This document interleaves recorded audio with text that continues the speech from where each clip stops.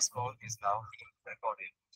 Okay, so welcome to today's session, and here we will start with Indian polity, and as asked by our fellow friend and aspirant Namrata regarding the issue with time management in prelims. So, at a good way of handling it is আমি যদি answer বিলাক বা options বিলাক উল্টাকে পঢ়ি চাওঁ উল্টাকে পঢ়ি চালে কি হ'ব মানে জেনেৰেলি ট্ৰেপটো ওপৰতে সেট কৰে বা মানে মানুহে ভাবিব যে তেওঁ যেতিয়া কুৱেশ্যনটো সেট কৰে কনফিউজ প্ৰথমৰ পৰা কৰাব চাব যে হি উইল এজিউম কি আপুনি 1 2 3 4 পঢ়িব সো উল্টাকে পঢ়িলে কেতিয়াবা ট্ৰেপটো নফচে মানে গম পাইছেনে সেইটো কৰিছে না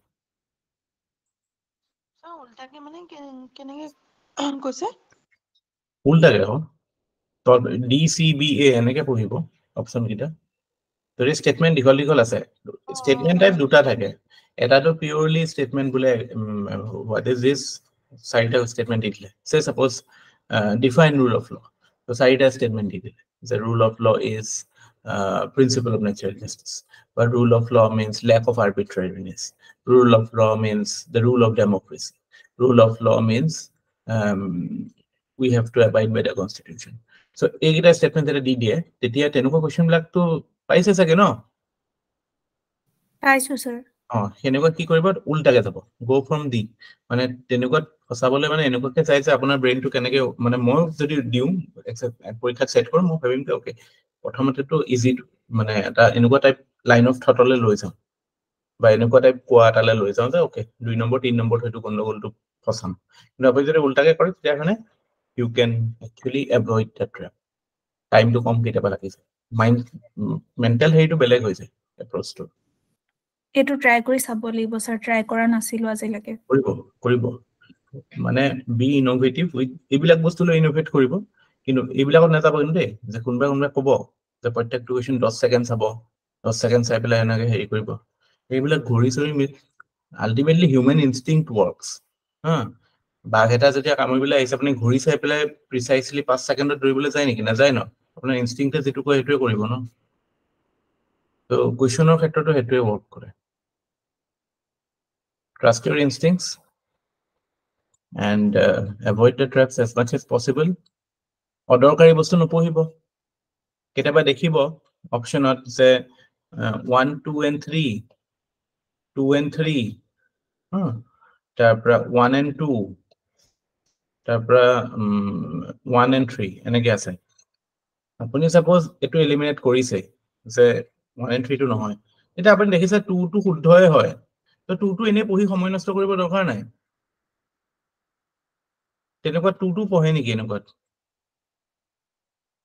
নাই স্যাৰ নপঢ়ো কিছুমানে কৰে আকৌ এইবিলাক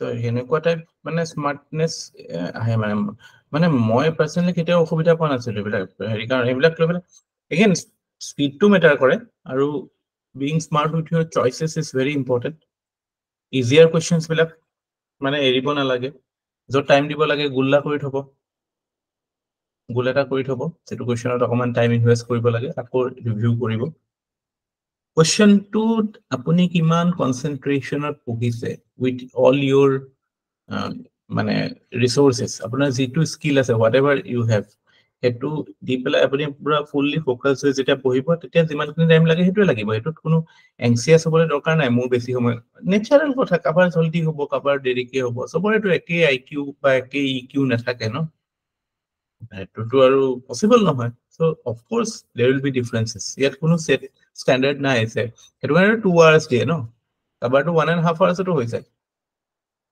সো এটো ডিফাৰেন্স থাকিব হেতু লৈ পেলাই what is the point of fretting about it আপোনাৰ যদি 1 ঘন্টা 58 মিনিটত হয় so be it what is the problem it's about clearing the exam na you don't have to be like somebody else sir আৰু এটা কথা শুনক হেৰি কিমান মানে ধৰক ধৰি ললো 100টাত 50টা মান যেনিবা পুৰা পঢ়া আহিছে তো সেই 50টাই কৰি এৰি দিম নিশ্চয় মোৰ ক্ষেত্ৰত কিবা মই টুকা মাৰিব গ'লে মই মেক্সিমাম ভুলে হয় সব 50টা পাৰ বুলি ভাবিলে আপোনাৰ 40টাহে কাৰেক্ট হ'ব একচুয়ালি মানে লাস্ট ফিউ ইয়ার্সত যেটো দেখা পাই আছো মানে around মানে if you are from unreserved category, then I will say কি মানে 80 প্লাস কৰিব চাব লাগে। মানে অকমান এতিয়া প্ৰেক্টিস কৰক ৰেন্ডম কোৱেশ্চনছ বিলাক কাৰেক্ট কেনেকে কৰিব পাৰি বা আপোনাৰ গেছ মানে এনেকুৱা কোনে ব্লাইন্ড গেছ নহয়, অকনমান বস্তুবিলাক মানে আৰু এফৰ্ট দিব। Maybe you are not putting that effort. Blindly আপুনি অকমান নাজানো বুলি ক'লে ব্লাইন্ডলি ABCD মাৰি দিছে ন। ষ্টিল থিংক আপোনাৰ যথেষ্টখিনি পঢ়িছে, বহুত কথা জানে, সেইটো ইউজ কৰক এই স্কিলটো। ইউজ কৰি পেলাই মানে কিবা এটা দেখাওক, মানে সলভ কৰিব চাব প্ৰশ্নবিলাক। সেইটো মই কৈছো ন, সেইটো সলভ থিংছ। চ' এনেকুৱা কোনো কথা নাই যে গেছ ৱৰ্কত ভুল হ'ব, মানে 80 মান কৰিব লাগে মানে ৰিগাৰ্ডলেছ অফ দ্য মানে টাফনেছ অফ দ্য পেপাৰ। 80 কৰিলে মানে গুড চান্স কি 55ও যদি কাৰেক্ট হয় তেনে also you will be safe. কিন্তু 50 কৰি আহিলে যদি 35 মানহে কাৰেক্ট হয় তেতিয়াতো দিগদাৰ হৈ যাব ন। 40 কাৰেক্ট হলেও দিগদাৰ হৈ যাব।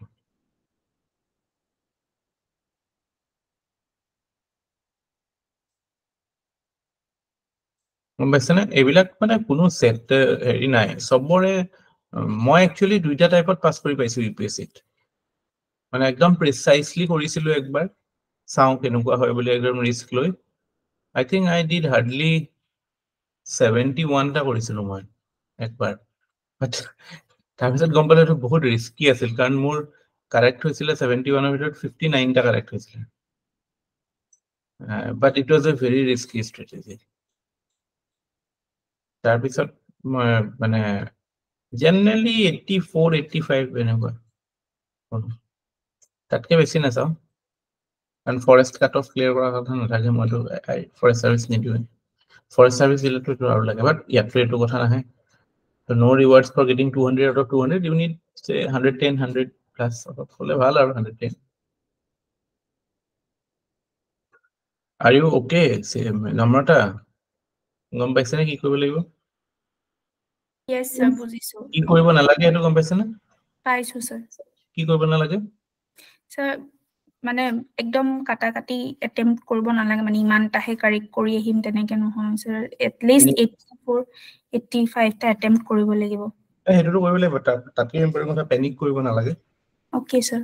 নিজৰ ওপৰত বিশ্বাস ৰাখিব লাগে, নিজৰ কম্পিটেন্সৰ ওপৰত বিশ্বাস ৰাখিব লাগে আৰু ফাইট কৰিবলৈ যাব লাগে। Okay sir. হয় এইবিলাক একদম সঁচা কথা। হেৰি মানে কাৰেণ্ট এফেয়াৰ্ছটো ধৰক এতিয়া কাৰেণ্ট এফেয়াৰ্ছটো ছাৰ এতিয়া ঢেৰ আছে। তাৰপিছতে তোমাৰ কুৱেশ্যন এতিয়া কাৰেণ্ট এফেয়াৰ্ছত আহিলে ধৰক নাজানো, এতিয়া কাৰেণ্ট এফেয়াৰ্ছত ধৰক কুৱেশ্যন বহুত কেইটাই নাজানো। এতিয়া কাৰেণ্ট এফেয়াৰ্ছৰ কুৱেশ্যনত কেনেকে মানে সেইটো চান্স ল'ম মানে সেইটো কৈছো। আপুনি মোক কুৱেশ্যন এটা দিয়কচোন, আমি তেতিয়া ডিছকাছ কৰিম। আপোনাৰ ফালৰ পৰা কুৱেশ্যন এটা দিয়ক। আছে কিবা কুৱেশ্যন? ছাৰ মনলৈ নাই অহা নহয়। প্ৰিপেয়াৰ কৰি আহিব দুটামান কাইলৈ। ৰেণ্ডম আমি টেকেল কৰিব চাম। আপুনি আপোনাৰ ফালৰ পৰা আহিব, মোক নকব, আমি ক্লাছত আমি সলভ কৰিব চাম আমাৰ কেনেকে হয়। ঠিক আছে ছাৰ। ঠিক আছে। এয়া নয়ন কিবা কব? আচ্ছা, গুড ইভিনিং। তাৰমানে ছাৰ লাইক যোৱাবাৰ প্ৰিলিমছ ক্লিয়াৰ কৰোঁতে মই 100 এটেম্প্ট কৰিছিলোঁ, কিন্তু যোৱাবাৰতো এক্সাম বিৰাট বেয়া। তাৰ আগৰবাৰ আগৰবাৰো ক্লিয়াৰ কৰিছিলোঁ। তেতিয়া আই গেছ কিমান 80 মান এটেম্প্ট কৰিছিলোঁ। তাৰ আগৰবাৰো ক্লিয়াৰ কৰিছিলোঁ, তেতিয়া মই 70 মান এটেম্প্ট কৰিছিলোঁ। চ' মানে ছাৰ যোৱাবাৰতো প্ৰপাৰলি চান্সেছ লৈছিলোঁ ফাৰ্ষ্ট পেপাৰখনত। তাৰমানে ছাৰ যোৱাবাৰ পেপাৰখনটো বহুত টাফ আছিলে কম্পেৰেটিভলি, পেপাৰখন। সেইকাৰণে মই পুৰা এটেম্প্ট কৰিছিলোঁ। সেনেকুৱা পেপাৰ ইউজটো নাছিল আমাৰ ষ্টুডেন্ট বিলাকে। Right sir. আগতে যিটো টাইপৰ আছিল কুৱেশ্যন, যোৱাবাৰটো গোটেই খেলটো বদলি গৈছে ন। হয় ছাৰ, এইবাৰো চাগে চেম লেভেলৰে আহিব, তাতকে টাফ হ'ব পাৰে। তাতকে টাফে হ'ব পাৰে, মানে ট্ৰেণ্ডটো একবাৰ যেতিয়া সেইটো ফালে গৈছে তো এতিয়া আৰু বেক ট্ৰেক নহয় আগৰ নিচিনা। মানে what is this what is that নুসুধে আপুনি, যেনেকুৱা এতিয়া UPSC পেটাৰ্ণ সেইটো মতে চলিব। চ' এইবাৰো চাগে মই ভাবিছো একে পেটাৰ্ণতে যাম, মানে going for the kill. Yeah, you can go for the kill, no problem, but মানে you have to be wise. Exactly, হয়, selection. You have to be wise. মানে just for the sake of it don't go, মানে চাই ল'ব। Still, I would suggest ki 90 is a good attempt. 100 নকৰিলো কাৰণ কিছুমানটো একেবাৰে ৰেন্ডম থাকিব ন হয় স্যাৰ একেবাৰে ৰেন্ডম থাকিব যেটো হয়তো আপুনি কোনো উপায় নাই কৰাৰ again that's up to you কিমানটো ৰিস্ক লব বিচাৰা যায় but between 85 90 is a good number 80 plus হ'ব লাগে আৰু yes পল্লৱী কিবা হ'ব স্যাৰ ৰেন্ডমনেছৰ এটা এক্সাম্পল শ্বেয়াৰ কৰিব বিচাৰিছো মানে এটা কোৱেশ্চন আহিছিল যোৱাবাৰ ৰঞ্জন গগৈ তেখেতৰ মানে অটোবায়োগ্ৰাফিখনৰ নাম কি মই একেবাৰে চাই যোৱা নাই এখন কিন্তু যেটা অপকিটা চাইছো আৰু তেওঁৰ ষ্টৰীটোৰ লগত ৰিলেট কৰিলো তেওঁ যেহেতু সেক্সুৱেল হ্যাৰাসমেন্ট কেছত নিজে নিজৰ জাজ হৈছিল ন তো মই ভাবিলো মই যদি তেওঁৰ জায়গাত হলো হয় কিতাপখনৰ নাম জাস্টিস ফৰ জাজ হেতু মানে নিজক জাস্টিস বিচৰা টাইপত এটা মানে সেই মোমেন্টত স্ট্ৰাইক কৰিলে দি দিলো স্যাৰ আহি বেলা উলাই আহি সাৰ্চ কৰিছো কাৰেক্ট হৈছিল স্যাৰ মানে জাস্ট মই এটা শেয়াৰ কৰিলো মানে কি হয় ডাইৰেক্টলি নেজানিলে আমি ইনডাইৰেক্টলি বহুত কথা জানো ন তো সেই পেৰিফেৰাল নলেজটো ইউজ কৰিব লাগে এটো পৰীক্ষাটো একাডেমিক্সৰ নিচিনা নহয় মেট্ৰিক পৰীক্ষা নিচিনা যেটো পঢ়ি গৈছে হেতু আহিছে না আহিলে লিখিলো এটোত আমাৰ পেৰিফেৰাল নলেজ সব ইউজ কৰিব লাগে instinct common sense everything should be used to its ফুলেষ্ট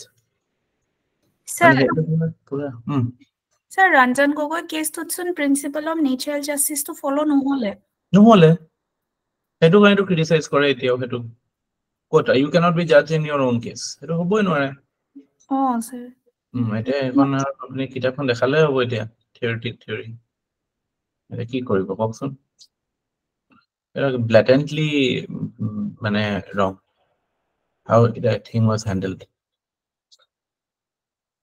এখন সোসাইটিত বহুত এনেকুৱা ইভেন্ট হয় আৰু বহুত কিছুমান ঘটনা ঘটি থাকে এই এলেক্সি নাভালনি ৰাছিয়া শুনিছা না নিউজটো নাই শুনা স্যাৰ নাভালনি মানে ৰাছিয়াৰ মানে ডিসিডেন্ট জেলত মৰি গল ন মাৰি দিলে আৰু পুটিনে এটা ৰাতৰ কি আৰু এতিয়া মানুহে হেৰি কৰি আছে তাৰ এগেইনষ্ট মানে তাৰ সাপোৰ্টত কিছুমান ওলাই আছে নাভালনি মাজতে নিউজত আছিলে আগতেও এটেক কৰিছে তাৰ ওপৰত স্যাৰ আগতেও এবাৰ পয়জন দিছিলে নি তেখেতক বৰ ডেঞ্জাৰাছ পয়জন এটা দিছিলে এইটো আচ্ছা এটা মুভমেন্ট এটা আহিছে লাইলা আন্ডাৰ কাৰেন্ট এটা ক্ৰিয়েট হৈছে আছে থাকেই এইবিলাক আন্ডাৰকাৰেণ্ট সব জায়গাতে সব সোসাইটিতে ভাল মানুহ থাকিব অকমান কনসিয়াস মানুহ থাকিব পঢ়া শুনা কৰিলে মানুহবিলাক সাপ্ৰেসড হৈ থাকিব নোৱাৰে ন যিবিলাকে পঢ়া শুনা নকৰে সিহঁতকহে চলাব পাৰি পঢ়া শুনা মানুহক আপুনি মিছলিড কৰিব নোৱাৰে নহয় মানে পঢ়া শুনা মানুহবিলাক সদায় ইন্ডিপেন্ডেন্ট থাকিব লাইক ইউনিভাৰ্সিটিজত কি হয় ইউনিয়ন বাজি হেনেকুৱা হয় নেকি এটা ষ্টুডেন্ট ইউনিয়ন হয় বাট ইন্টেলেকচুৱেল ইউনিয়ন বাজিটো নহয় ন সবটো ইন্ডিপেন্ডেন্ট হয় Sir, current affairs or এইটো এটা question আহিছিলে একদম random minister Narendra Modi Namrata Mr. Narendra Modi has launched the Pradhan Mantri Janajati Adivasi Nyay Mahabhiyan PM Janman on the okay is a budget of কিমান হ'ব পাৰে 14000 কোটি 17000 কোটি 19000 কোটি 24000 কোটি এটো কি কৰিব এটো দেখা পাইছে নে সবে এটো কোনে দিছে কোৱেশ্চন এইবাৰ এক্সামত আহিছিলে এএসও এক্সামটো মোৰ পেপাৰ থকা দিনা অহা নাছিলে 5th আহিছিলে খুব সম্ভৱ প্ৰথম দিনাই মইতো এইবিলাক জিন্দেগীটো নকৰো এনেকুৱা কোৱেশ্চন স্যাৰ এনে আনসাৰটো 24000 crore হয় কিন্তু এটো কোৱেশ্চন দেখিলে স্যাৰ কি বা আইডিয়া লগাব পাৰিম এনে আৰু হেতু মানে গেছ মানে চাব মানে যদি লগাবই লাগে মই সেই 24000 কৰিলো হয় মানে অবভিয়াসলি মই নকলো আপুনি কৰাৰ আগতে মই মোক দিলে কৈ কাৰণ এইগিটাৰ ভিতৰত 14 আৰু 17 হ'ব পাৰে 19 হ'ব পাৰে আৰু 24 টো ইমানো এবসাৰ্ড নাম্বাৰ নহয় মানে গোটেইটা ৰেঞ্জতে থাকা ন সো হাইয়েস্টটোৱে মানে 14000 যদি হল তেন্তে 17000 দিয়া কোনো হেৰি নাই ন লজিক নাই হেনেকুৱা টাইপ বুলি ভাবি পেলাই হাইয়েস্টে দিলো হয় বাট যদি 24000তকৈ বুলি আৰু বহুত বোলে 200000 কোটি থাকিলে হয় তেতিয়াতো এটো নহলে হয় স্যাৰ এইটো যি দেখিছো বেছ নকৰাটো ভাল হ'ব নেকি নকৰাটো ভাল হ'ব আৰু এনেকুৱা যদি ক্লোজ থাকে গভৰ্ণমেণ্ট স্কিমৰ এনেকুৱা থাকিলে হাইয়েষ্টটো দি দিব যদি এনেকুৱা ক্লোজ অপশনছ থাকে যোৱাবাৰ এটা কোৱেশ্চন মোৰ মনত আছে এনেকুৱা কিবা এটা আহিছিলে স্যাৰ এবাৰ আহিছিলে ট্ৰাম্পে কিমানটা ভোট পাইছিল তাৰপিছত কোভিডৰ ডেটটো সুধিছিল কেতিয়াৰ পৰা সেই হৈছিল ইস্যু হৈছিলে সেইবোৰ 2020 হৈছিল এইবিলাক আমাৰ এনাফ কোৱেশ্চন থাকিব যিবিলাক আমাৰ সলিড নলেজ পৰা আমি ক্লিয়াৰ কৰিব পাৰোঁ এইবিলাক মানে নট নেসেসাৰি টু ক্লিয়াৰ সিভিল সাৰ্ভিসেস কিছুমান মানে লিভ কৰে ন বেটিং কৰি থাকোতে এইবিলাক সেই লিভ কৰিব লগা বস্তু এইবিলাকত মাথা মাৰি লাভ নাই মানে এইটো বাউন্সাৰ বুলি এৰি দিব আৰু সব বল এটেম্প কৰিব নালাগে ন খেলিবলৈ 2020 নহয়তো সব বলে মাৰিব লাগিব কাৰেণ্ট এফেয়াৰ্সৰ ভিতৰত খেলৰ স্পৰ্টছৰ আহে প্ৰত্যেক বছৰ এটা দুটা তেনেকুৱা স্যাৰ প্ৰিপেয়াৰ কৰি গলে ভাল হ'ব নেকি এপিএসসি সদায় স্পৰ্টছ সোধে ঠিক আছে আমি কৰিম যোৱা বছৰৰ যি মানুহ নিউজত আছে যেনেকে আমাৰ এইজনী আমাৰ এই আগতেতো এইবিলাক আহে ন এতিয়াতো কি হৈ গ'ল অষ্ট্ৰেলিয়ান ওপেন হৈ গ'ল চাবালেংকা জিকিল ন এবাৰ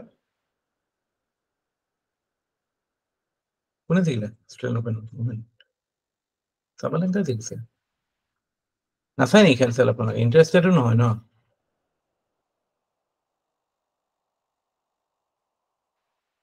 টেনিছ নাচায় ৰোহন বোপান্না জিকাটো গম পাওঁ স্যাৰ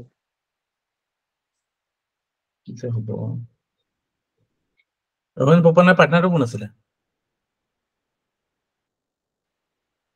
নামটো নাজানো স্যাৰ অষ্ট্ৰেলিয়াৰ আছিল নেকি নামটো সেইটোৱে আহিব পৰীক্ষাত সেইটোৱে আহিব মই ক'লো নহয় পাৰ্টনাৰটো কোন হয় চাই ল'ব আমাৰ টাইমৰ যিখিনি আছিলে ন সেইখিনি পুৰা মনত থাকে মানে চাই থাকো নিউজত একো আজিকালি নাম আপুনি পাহৰিলে কোন কাৰণ টাইমৰ মনতে নাই আপুনি কোন টাইমৰ অলপ আগৰ খিনি কথা কৈছো আৰু স্পৰ্টছত আৰু আমাৰ টাইম পিছৰ টাইম থাকে নেকি এতিয়া দেখোন ফেডাৰেলে 40 বছৰলৈ খেলিলে এতিয়া জেমছ এণ্ডাৰছনে 41 বছৰ বলিং কৰি আছে আৰু আমি আৰু অডিয়েন্স হিচাপে আৰু আমাৰ টাইম পুৰণা টাইম থাকে নেকি স্পৰ্টছ ইজ স্পৰ্টছ আৰু আপুনি নাভৰাতি লোভা এওঁলোকৰ কথা কৈ আছে মনিকা চেলেছ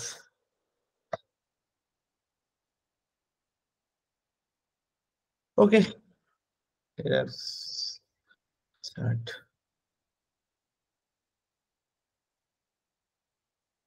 সদায় ইয়ং থাকিব লাগে মেণ্টেলি একদম নতুন নতুন ল'ৰা ছোৱালীৰ কথা পাতি থাকিব লাগে নতুন নতুন বস্তুবিলাক আপডেটেড হৈ থাকিব লাগে মইতো কুইজ খেলিবলৈ এতিয়াও যাওঁ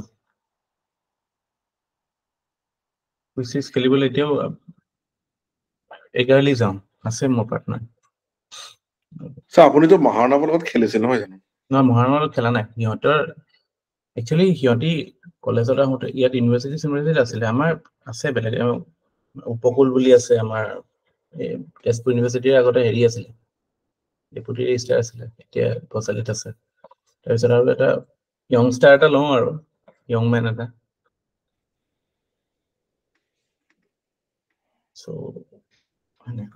আচ্ছা আজি যে আমি কোৱেশ্চনখিনি ডিছকাছ কৰিলোঁ which of the following state was not formally a union territory Manipur কোনে দিছে মণিপুৰ ইউনিয়ন টেৰিটৰি নাছিল নেকি মণিপুৰ ইউনিয়ন টেৰিটৰি নাছিলে আছিলে স্যাৰ মণিপুৰ ইউনিয়ন টেৰিটৰি আছিলে এইকেইটা ইম্পৰ্টেণ্ট হয় এইটো এটা মানে পপুলাৰ কোৱেশ্চন ইউনিয়ন টেৰিটৰি কোনখন কেতিয়া হৈছে আৰু কোনখন হয় নহয় হিমাচল আছিলে অৰুণাচলটো অবভিয়াছলি হয় Sikkim is the correct answer Sikkim কি আছিলে associate state no Yes, sir. Associate state asile. Which of the following high courts has territorial jurisdiction over Andaman and Nicobar Islands? Calcutta. Correct. কি হয় মানে আমাৰ আচ্ছা পলিটি পঢ়িলে আপোনালোকৰ চবৰে এখন আছে নে এখন বা এনে মোবাইলটো হ'ব এখন কেন ইউ সি দিছ এখন দেখা পাইছে এখন আছে চবৰে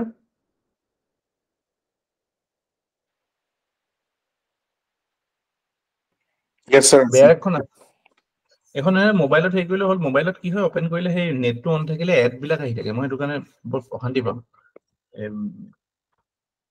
এনেকুৱা পেইড ভাৰ্চনো নাই কনষ্টিটিউচনৰ আৰু এনেকুৱা কিন্তু এড বিলাক আহি থাকে চাব দিগদাৰ সো মানে কনষ্টিটিউচনত আছে মেনশ্যন যে every state will have a high court but ইচ্ছা কৰিলে কোনোবাই মানে ইউনিয়ন টেৰিটৰিজ বিলাকৰ কাৰণে you can have two high courts sorry one high court for two মানে সেনেকুৱা এণ্টিটিজ কোনখন ইউনিয়ন টেৰিটৰীৰ নিজৰ হাই কোৰ্ট আছে Delhi sir Delhi correct so এইটো জানিব এইফালে আমাৰ ৱেষ্ট কোষ্টত যে আছে লক্ষদ্বীপ তাৰপৰা ডিউ দামান এণ্ড ডিউ সেইটো ক'ত আহে কোন হাইকোৰ্টৰ আহে কেৰালা স্যাৰ নহয় Bombay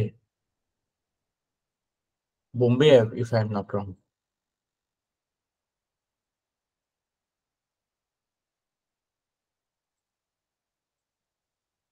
let me check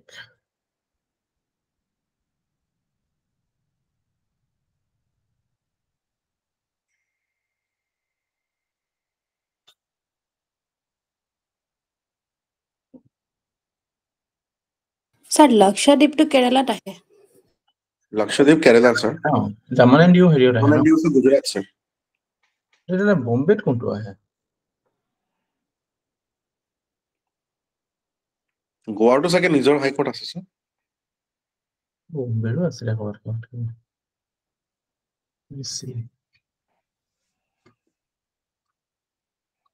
Dadra Nagar Haveli, Bombay, sir.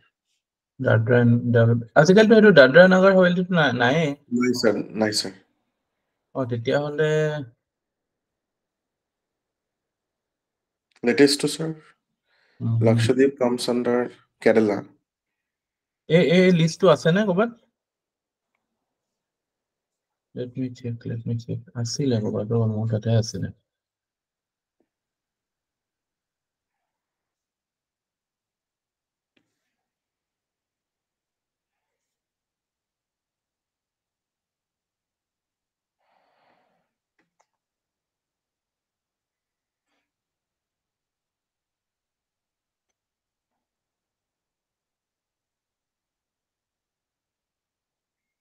Daman and ডিউটো Bombay বুলি আছে গুজৰাট নহয় জানো Sir, Paiso, sir, there shall be a common high court for the states of Maharashtra and Goa and for union territories of Dadra and Nagar Haveli and Daman and Diu to be called the High Court of Bombay. It was Paiso. Kontu reliable, sir. I think Bombay under the high court maybe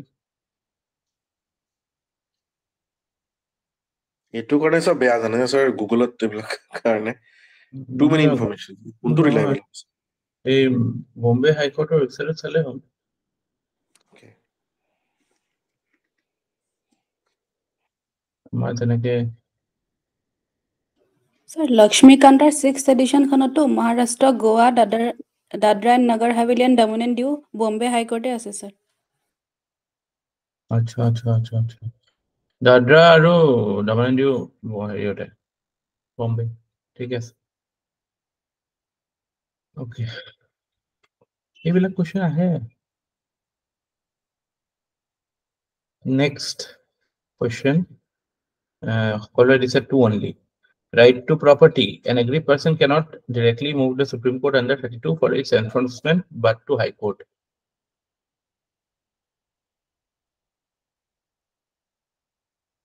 সবৰে ভুল হৈছে কিয় statement 1 টো কিয় ভুল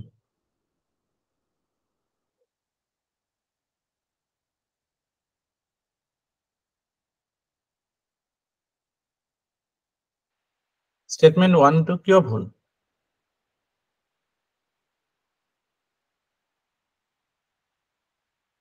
we have article 32 and we have article 226 এটুত যাব পাৰো supreme court এটুত যাব পাৰো হাই কোৰ্ট এটুত কিয় যাব পাৰো ফৰ এনফোৰ্সমেন্ট অফ এফআৰ ইয়াত কিয় যাব পাৰো for enforcement of FR and other rights High Court read অকল এফআৰৰ কাৰণে নিদিয়ে High Court can give read for other rights also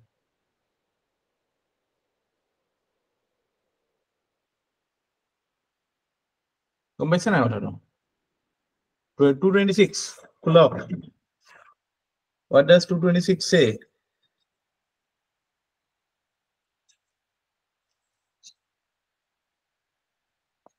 Notwithstanding anything in Article 3, every High Court shall have power throughout the territories to which it exercises jurisdiction to issue any person or authority, including appropriate cases, any government within those territories, orders or writs, including writs in nature of ebilag, or in any of them for the enforcement of any rights conferred by Part 3 and for any other purpose. Dekhichen na last ase.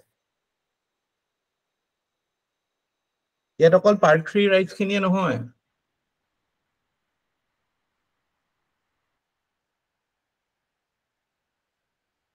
High Court or writ jurisdiction power is more wider than Supreme Court. Gom paise na? বুজিছো sir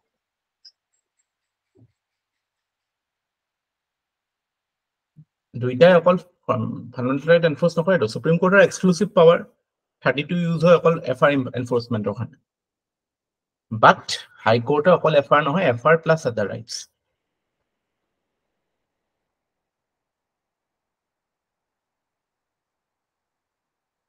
কিছুমান article একদম টেক্সটটো পঢ়িব লাগে কোনে উঠি আছে প্ৰথম স্টেটমেন্টটো ভুল নহয় জানো তাতে 32 টো যাব পাৰে সুপ্ৰিম কোৰ্টত এটা cannot বুলি স্টেটমেন্টটো cannot বুলি কৈছে যে cannot move to Supreme Court high কোৰ্টে নট টু থাকি গল বাট টু হাই কোৰ্ট নহয় মানে but to not to high court মানে এটোৱে বুজাব বিচাৰিছে don't go by the literal grammatical things এটো কথা বুজাব বিচাৰিছে aggrieved person cannot directly move the supreme court under article aggrieved person cannot directly move the supreme court under 32 for its information but to high court মানে হাই কোৰ্টত যাব পাৰে ঠিকইটো কৈছে statement is correct high Supreme Court যাব নোৱাৰে right to property কিহত আছে এতিয়া 300A ন এটো এফআৰ নহয় right to property comes under 300A it is not a FR it's a constitutional right correct কাবাৰ ডাউট আছে কিবা স্যাৰ কনফিউজিং হৈছে স্যাৰ না বুজি পোৱা নাই আকৌ প্ৰথম কৈছো আমি কৈছো যে there is this right to property Right to property before 44th amendment was under fundamental rights, but now it comes under Article 300A, which is not a fundamental right, but a constitutional right nonetheless. Etia, we have the right to constitutional remedies. Article 32 says there is a right to constitutional remedies.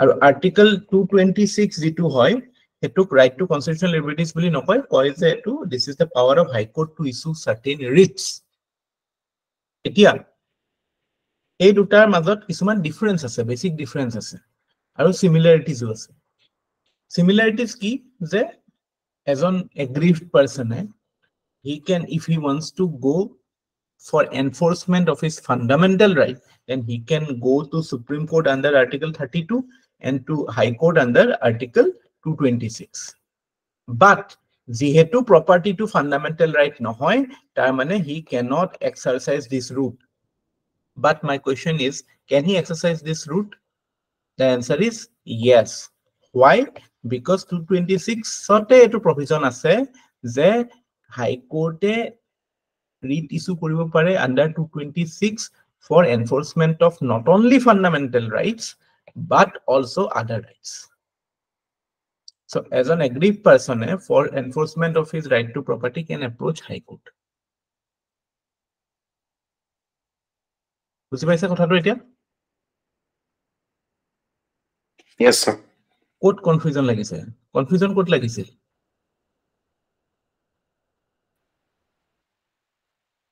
সৰে সৰু বস্তু লাগিছে cannot can এবিলাকতে বহুত confusion লাগিছে নহয় এই cannot কথা মানে কনসেপচুয়ালি আপোনাৰ কোট কনফিউজন লাগিছিল স্টেটমেন্ট এই বস্তুটো বুজি পাইছেন নাই 32 আৰু 226 ৰ মাজত বেসিক ডিফাৰেন্সটো বুজি পাইছে নাই হয় স্যাৰ এইবিলাক বস্তু ক্লিয়াৰ ৰাখিব, এইবিলাকৰ ওপৰত মেইনছৰ এনচাৰো লিখিব লাগিব পিছত। মানে এই আইডিয়াটো 32 মানে অকল হেৰিখিনি ফাণ্ডামেণ্টেল ৰাইটছ খিনি হ'ব, আৰু 226ত ফাণ্ডামেণ্টেল ৰাইটছ প্লাছ আদাৰ লিগেল ৰাইটছ হ'ব ন স্যাৰ? আদাৰ ৰাইটছ আৰু মানে আৰু 32 আৰু 226 মানে যিটো এক্সিকিউশন মেকানিজমটো কেনেকুৱা, হাইকোৰ্টে কি হিচাপত সেইটো, হাইকোৰ্ট বা সুপ্ৰিম কোৰ্টে কেনেকে সেইটো মানে প্ৰেক্টিকেলি মানে হেৰি কৰে, ইউজ কৰে, through the issuance of writs issue কৰে ন, ৰিটছৰ থ্ৰু দি এইটো মানে এক্সিকিউট কৰে। এই আৰ্টিকেলটো 5টা ৰিট আছে আমি জানো ন, হিবিয়াছ কৰ্পাছ, মেণ্ডামাছ, চাৰ্চিয়ৰি, প্ৰহিবিশ্যন আৰু কোৱাৰেণ্ট। গোটেইকেইটাৰ ওপৰতে আহে, এভৰি ইয়েৰ আহে কুৱেশ্যন, কেতিয়াবা এবছৰ দুটা কুৱেশ্যন আহে ৰিট কেইটাৰ ওপৰত।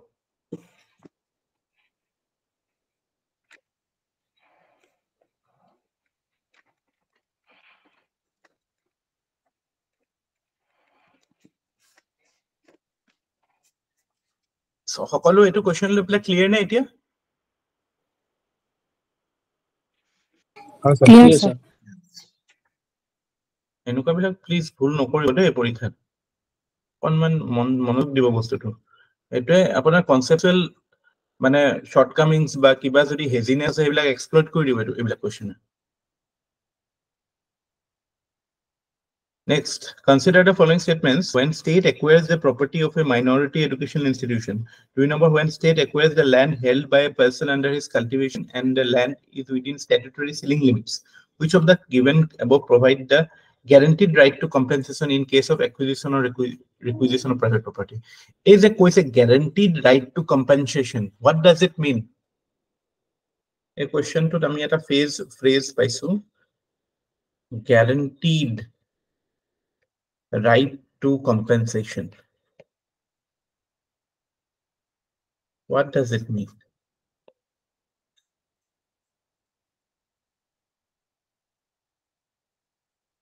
Sir, monetary compensation? Yeah, মানে হেতুটো আমি লিটাৰেল মিনিংটো বুজি পাইছো। ইয়াৰ ইমপ্লিকেশনটো এটোৱে হয় যে এটো ফৰ্মতটো right to property is still there under fundamental rights. যদি কোনোবাই সোধে যে is right to property is not at all there, তাৰমানে নহয়, এইটো আছে।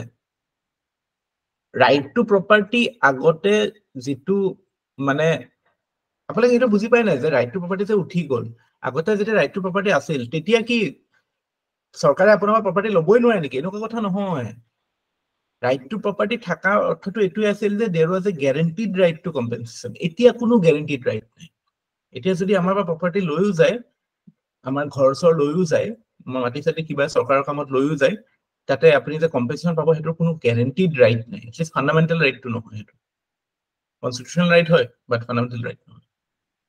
কিন্তু দুটা ক্ষেত্ৰত কনষ্টিটিউচনতে আছে, দুটা ক্ষেত্ৰত এতিয়াও right to property is a fundamental right. এই দুটা কণ্ডিশ্যন কি হয়? এই দুটা কণ্ডিশ্যনে হয়। সো এনসাৰ্স বিলাক কি দিছে? টু অনলি দিছে ন সবে। আৰ্টিকেল 30 মানে কোনেও পঢ়াই নাই। আৰ্টিকেল 30 কি কৈছে? What does Article 30 says? চাওক,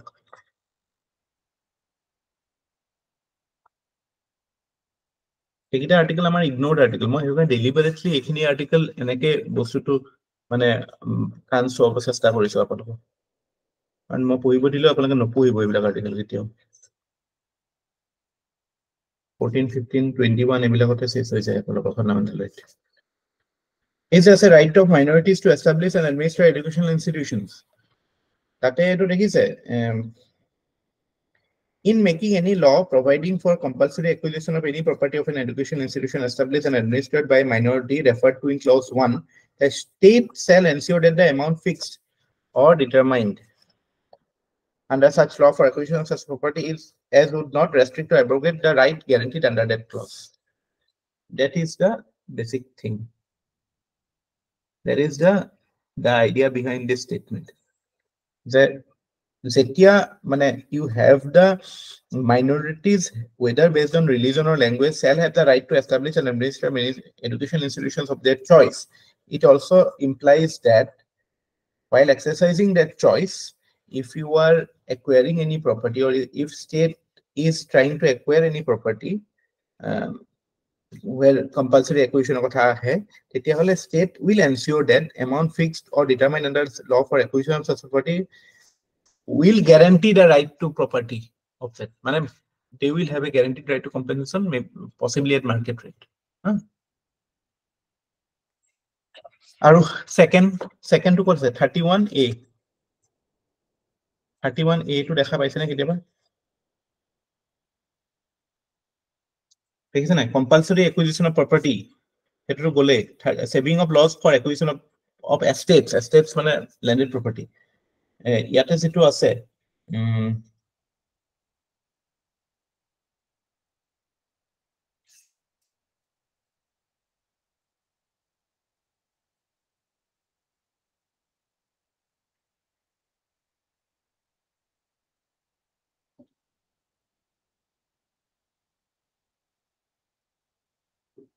Eto provisions under 31A provided further that where any law makes any provision for acquisition by the state of any estate and where any land comprised therein is held by a person under his personal cultivation, it shall not be lawful for the state to acquire any portion of such land as is within the ceiling limit applicable to him under any law for a time being in force on any building. Okay. Unless the law relating to acquisition of such land provides for proper payment of compensation at rate which shall not be less than market value thereof. A baki khinie confuse kore last or line to important hoy the payment of compensation at market rate dekhise nai tar mane again it talks about the right to property under that circumstance. So aponalokor notes ot ei bostu duta likhi thobo je under two conditions, under two fundamental rights 31A aru 30 article 30 aru 31A ei dutar etiao right to property is preserved. Are you clear?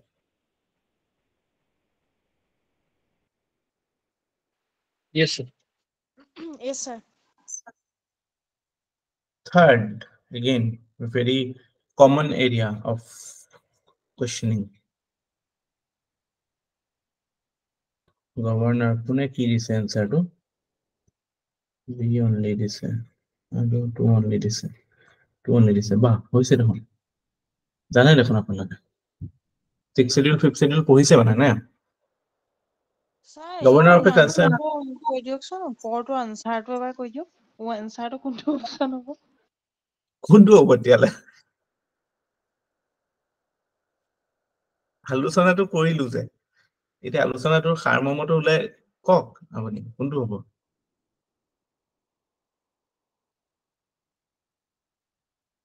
কোনটো হ'ব কক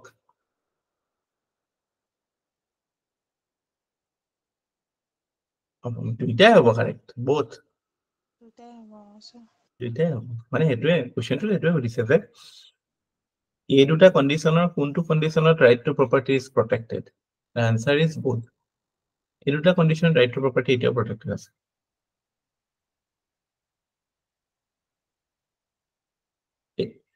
আপোনালোকে constitution পঢ়িছে এইকেইটা চকুত পৰা নাছিল নেকি কেতিয়াও এইকেইটা পাৰ্ট এৰিয়া নম্বৰটা পল্লৱী চকুত পৰা নাই কেতিয়াও আৰু কোন আছে আমাৰ পুৰণা খিলাৰী বিলাক নাই স্যাৰ মোৰো ভালকে মানে স্যাৰ তেনেকে মই বহিলে কনস্টিটিউশনখন পঢ়াই নাই কেতিয়া পঢ়িব সিলেকশন হোৱাৰ পিছত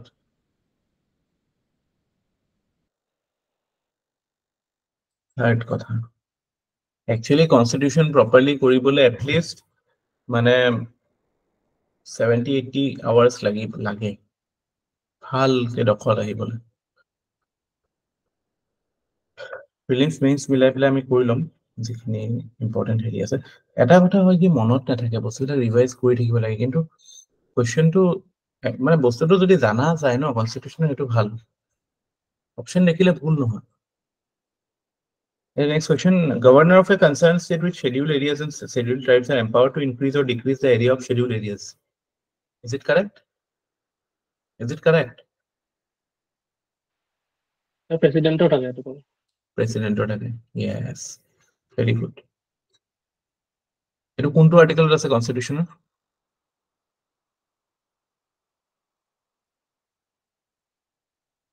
কোনে ক'ব পাৰিব?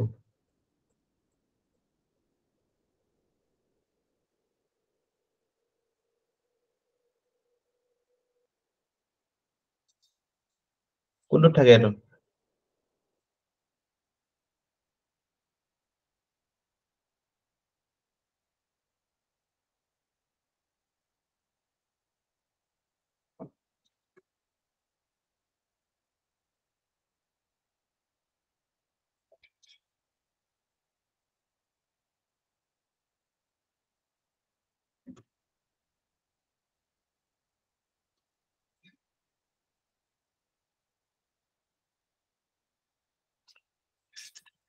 কনষ্টিটিউশ্যনৰ কোনটো পাৰ্টত scheduled areas-ৰ কথা আছে? Scheduled and tribal areas. Part 10. Article 244. এটোৰ প্ৰায়তো 5th schedule 6th schedule কথা আহিছে ন?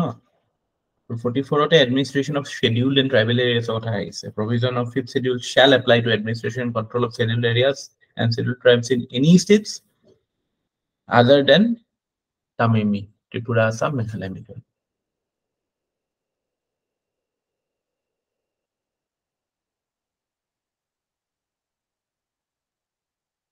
244A is for Assam. 244A to বহি যাব লাগে. 244A to জানে নাই? Article 244A. Formation of an autonomous state comprising certain tribal areas in Assam and creation of local legislature or council of minister or both therefore. Notwithstanding anything in this constitution, Parliament may by law form within the state of Assam an autonomous state comprising whether wholly or in part all or any of the tribal areas specified of the table appended to paragraph 20 of schedule 6 schedule and create therefore a body whether elected, partly nominated, partly elected. Okay, council of minister. Okay, how important is because of the demand for. Why is it important?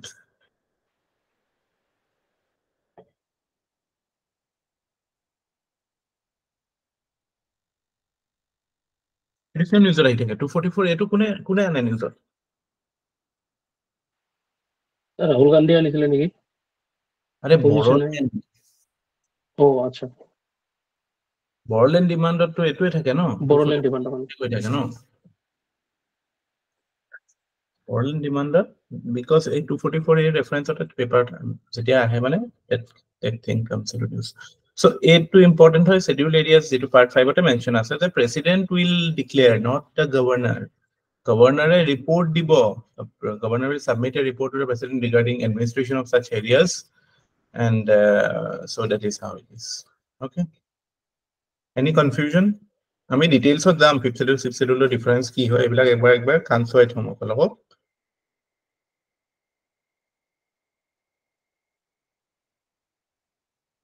Comfortable? Okay. Okay, sir. Very good.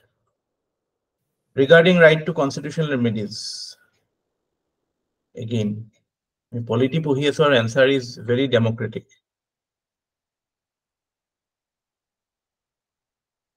It is called the identity card of constitution. It cannot be abridged or taken away even by way of amendment to the constitution. Correct statement kuntu ha? Kuntu correct? Prothom statement to correct hoy ne? No, hi, sir. Identity card boli kole kak buja jay? Preamble, sir. Kune koisile? Famous? B.R. Ambedkar. No hoy. Ambedkar koise jano? No, নাই কোৱা sir. কোনে কৈছিলে? Sir নামটো এটা মনলৈ অহা নাই নহয়, পাহৰি গৈছো স্যাৰ। নানি পালখিৱালা। হয় না? হয় হয় স্যাৰ। আমাৰ টাইমত মানে জেনেৰেলি কি হয় ৱৰ্ল্ড অৰ্গেনাইজেশ্যন বিলাকৰ হেৰিবিলাক আহে ন আগতে হেডকোৱাৰ্টাৰ ক'ত মানে কাইণ্ড অফ মানে it was N accepted thing কি মনত নাথাকিলে জিনিভা দি দিলে হ'ল জিনিভাত বহুত থাকে ন এতিয়া কনষ্টিটিউশ্যনৰ কিবা নাজানিলে বি আৰ আম্বেদকাৰ দি দিলে হ'ল এনেকুৱা টাইপ হৈছে কথাটো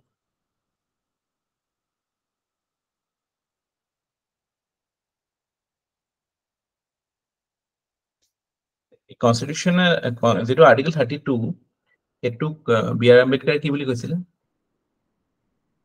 Heart and soul of the constitution. Soul of the constitution. Second statement to শুদ্ধনে ভুল? শুদ্ধ বুলি কোনে কৈছে? নয়নে কৈছে আৰু অন্দিতাই কৈছে আৰু কোনে নয়ন আৰু মৃন্ময় কৈছে। এইটো কি এইটো শুদ্ধ? Sir, hetu part of the basic structure of the constitution নহয় জানো? শুদ্ধই হ'ব লাগে। Yes. That is the idea. It cannot be abridged or taken away even by way of amendment to the constitution. That is what we are defining. That is how we define basic structure. Our basic structure doctrine of a question ahibo pare because 50 বছৰ হৈ গ'ল। 24th April 1973 পৰা মানে এতিয়াতো 2023 50 বছৰ হৈ গ'ল আৰু যোৱা বছৰ প্ৰিলিমছত আহিছিল নেকি কোৱেশ্চন বেসিক স্ট্ৰাকচাৰ প্ৰিলিমছ মেইনছত নাই অহা যদি এবাৰ আহিব পাৰে।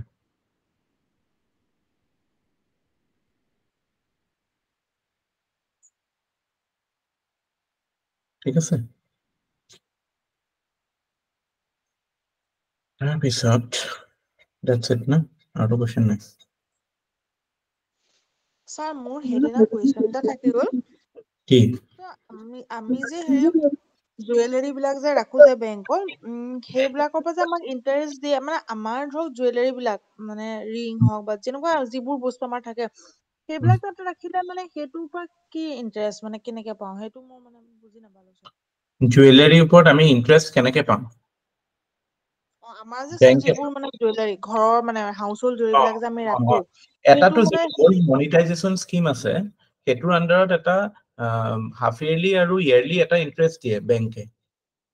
সেইটোতো based on the appreciation of the হেৰি নহয় এটাটো ষ্টেণ্ডাৰ্ড ৰেটত দিয়ে ৰিগাৰ্ডলেছ অফ দাম বাহক কমক জাষ্ট টু এনকাৰেজ কি বস্তুটো আপুনি ঘৰত থৈ নিদিয়ক স্যাৰ ঘৰত থৈ দিলেতো পইচাটো নাপাব চ' আপুনি বেংকত থৈ দিব আপোনাৰ যিমানখিনি আছে। বহুত আছে নেকি ঘৰত? স্যাৰ নাই বাৰু বহুত বৰ কিন্তু চিন্তা স্যাৰ গম পাইছো নাই স্যাৰ স্যাৰ সেনেকুৱা ফৰ্মত আমি যে স্যাৰ যি ধৰণে মানে যেনেকুৱা জুৱেলাৰীবোৰ পিন্ধো সেইবিলাকনো গভৰ্ণমেণ্টে বেলেগ ক'ত মানে সেইবিলাক ইনভেষ্ট কৰিব পাৰে? ইনভেষ্ট নকৰে। গভৰ্ণমেণ্টৰ কথা হ'ল কি বস্তুটো এছেট হিচাপে বেংকত যেতিয়া থাকিব তাৰমানে সেইটো এটা বেংকৰ এছেট হিচাপে হৈ যাব ন। বেংকত কি হয় বেংকত এনি বিজনেছ এণ্টিটি কোম্পানী হওক সিহঁতৰ এটা থাকে এছেটছ আৰু এটা লায়াবিলিটি হয় নাই? এতিয়া কথাটো ক'লো আপুনি সাপোজ বেংকত দি দিলে সেইটো বেংকৰ এছেট হ'ব নে লায়াবিলিটি হ'ব? বেংকৰ কাৰণে সেইটো স্যাৰ এছেট হ'ব। কেনেকে এছেট হ'ব সেইটো? আপুনি ঘূৰাই দিব পাৰে সেইটো আপোনাৰ আপুনি দিলে পইচা এইটো লায়াবিলিটি হৈ গ'ল হয় নাই? এইটো এটা আহি গ'ল এইটো বস্তুটো লায়াবিলিটি হৈ আছে bank will be incentivize to use it somewhere else এইটোৰ বেচিছত হয়তো কিবা এটা বন্ড ইউজ কৰিব বন্ড পাব্লিছ কৰিব পাৰে বেংকে বা এইটোকে ধৰক বেলেগ এটা ফৰ্মত কাবাক মানে they might try to loan out মানে securing this যদি আপুনি যদি লং ডিউৰেশ্যনৰ কাৰণে ইয়াত ৰাখিছে। সিমিলাৰ আমাৰ যি আমি LIC যে কিনো পলিচিজ সেইটো পইচাটো বেংকে বা বেংকে হওক বা any institution they do not park it না দে ইউজ ইট। মানে কথাটো কি আমাৰ মানে ইকনমিত পইচাটো আহি গ'লে মোবিলাইজেশ্যন হয় এইটো এটা ৰিচোৰ্চ হৈ থাকে। আপোনাৰ ঘৰত থাকিলে এইটো এটা মানে that is useless that is not a resource, it is just a useless piece of metal. But once it comes to the market it becomes an entity, it becomes an economic entity. Bank obviously bank to liability to low in attack bank will try to use it somewhere or the other. It can issue a bond, it can actually based on it can even loan it. Two options আছে বেংকৰ আপোনাৰ পৰা যদি 1 kilo লৈ পেলাই 50 গ্ৰাম বলে loan দিলে হেতুটো বেলেগৰ পৰা এডজাস্ট কৰিব পাৰে that can be a business model. What is wrong? They are accountable. If they can maintain the accountability they can do it, but at least use to হৈ আছে ন যেটো আমি মানি মাল্টিপ্লায়াৰৰ কথাটো কৈ আছে সেম কথা মানি মাল্টিপ্লায়াৰ কনসেপ্টটো একদম একেই। পইচা lying with you is useless, but once it goes into a system that it can multiply. Money multiplier কনসেপ্টটো মনত আছে নাই? আছে স্যাৰ মনত আছে। মাল্টিপ্লাই কিয় হৈছে? বিকজ হেতুৰ পৰা বেংকে ইন্টাৰেষ্ট আৰ্ন কৰে ন। সেইটো কাৰণে বেংকে পঠিয়াব মাৰ্কেটত মানে হেৰিয়ত চলি থাকিব বেংকিং যেটো মানে সাইকেলটো that continue ৰাখিব পইচাটো because they earn interest out of it. That is how they earn their profit, or that is how they earn their income. আপোনাৰ কষ্টটো হেতুৱে ন যে বেংকে ইউজ কৰিব হেতু যদি থৈ নিদিয়ে হেৰি আমাৰ গ্ৰামীণ বিকাশ বেংকত আছে নেকি মনিটাইজেশন গোল্ড মনিটাইজেশন নাই স্যার আরআরবি নাই স্যার আরআরবি নাই ন আচ্ছা আচ্ছা কমার্শিয়াল ব্যাংক মানে আমাৰ মানে big commercial bank SBI PNB পাইছো আছে আৰু এক্টিভলি ইউজ কৰি আছে মানুহ যাৰ maximum black money store কৰে ন in form of metal and property so nobody will be willing to take it out actually কিন্তু it is good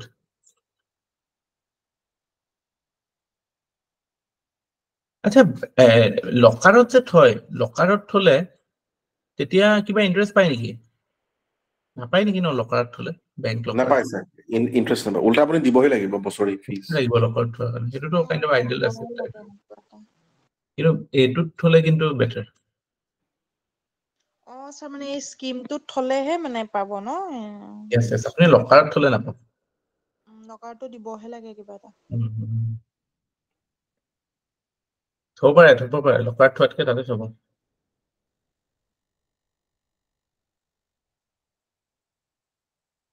okay moving on আমি লাস্ট ক্লাছত কথা এটা কৈছিলো স্টেট ভাৰ্চেস গভৰ্নমেন্ট সেইটো বুজি পাইছিল ন বস্তুটো ভালকে স্টেট আৰু গভৰ্নমেন্টৰ ৰিলেশনটো বুজি পাইছিলে ন ডিফাৰেন্স কৰিব পাৰিছিলে ডিস্টিংগুইশ কৰিব পাৰিছিলে সেডিশনৰ কথাটো কৈছিলো sedition was in news last year সেডিশনৰ এতিয়াটো বেলেগ ফৰ্মতে আইপিসিত আহি গৈছে পাছ হোৱা নাই এইটো না পাছটো হৈ গ'ল আইপিসিটো আহি গ'ল সেইটো ভাৰতীয় ন্যায় সংহিতা কি কয় নামটো কি আছিলে নামবিলাক কিয় হিন্দীত কৰিবলৈ মানে ঠিকে আছে নো প্ৰবলেম উইথ হিন্দী বাট টান হৈ যায় ন হিন্দীটো হয় হেতুৱে আছিলে স্যাৰ ভাৰতীয় ন্যায় সংহিতা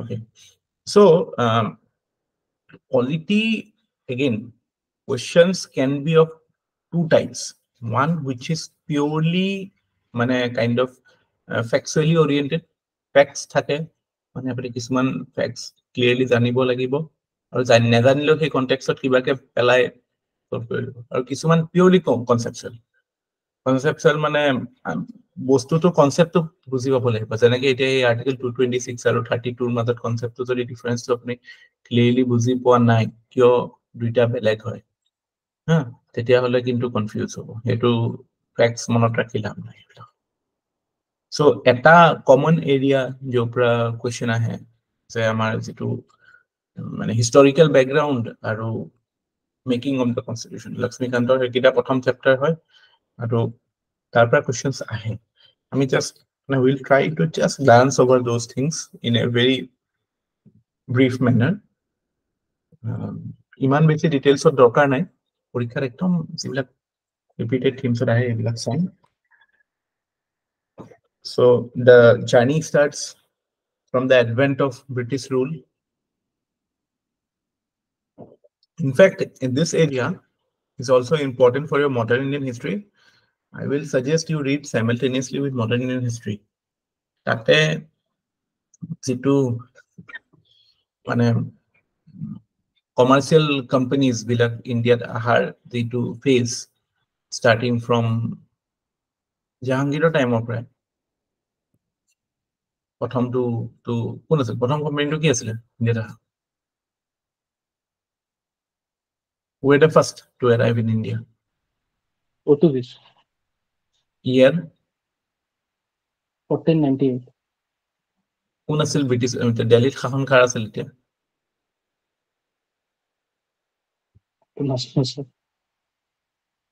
কাৰ আছিল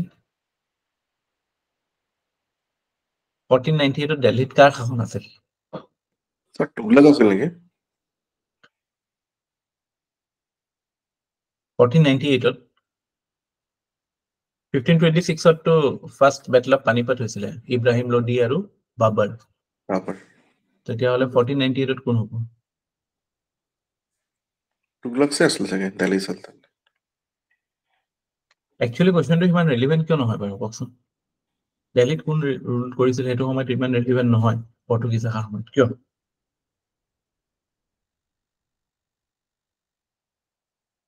randomly আহিব পাৰে কোশ্চেনটো কিন্তু এটো কাৰণে ৰেলেভেন্ট নহয় because Portuguese were concentrated in the seaports মানে কোস্টাল এৰিয়াস বিলাকতে আছিল ন they had no aspirations to be a territorial power or they didn't have any commercial interest even in the territories so internally চিন্তা কৰক Mughal empire the great Mughal empire was yet to begin when Portuguese came to India so actually to hetu matter কৰিব লাগিছিল ন কিন্তু কিয় কৰা নাছিল because things were quite separate at home. They were mainly in the coastal regions for their commercial interest. And you have said they will Bepari is a business Koribo Zabo, Soccer tax D as a Henupata Basel mentality.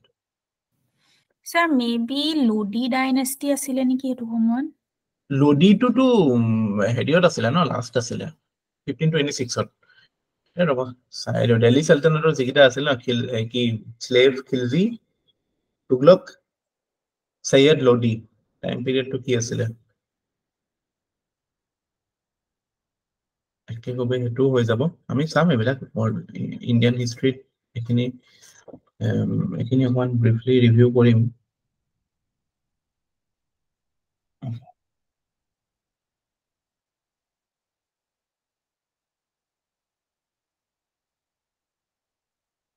yes correct lodi আছে lodi 1451 পৰা 1526 আছে তুগলক তো কেতিয়াবা খতম হৈছে how can it be Tughlaq ইয়াৰ কাৰণ market policy তো মানে 1300 ৰে আছিল ন তুগলকৰ মাৰ্কেট পলিসি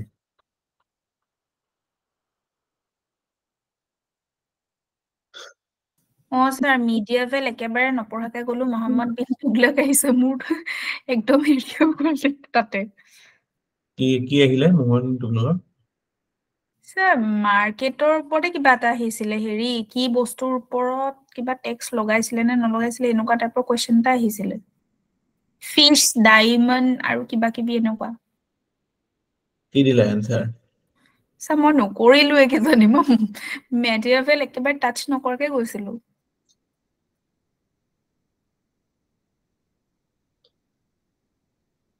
লাষ্ট আছে আলাউদ্দিন খিলজিৰ ওপৰত হেতু আহিছিলে বহুত কেটা বস্তু দি দিছিলে কোন কেটা ট্যাক্স লগাইছিলে ন খিলজি আহিছিলে যে তুগলকো নহয় মই কোৱেশ্চনটো পাহৰিছো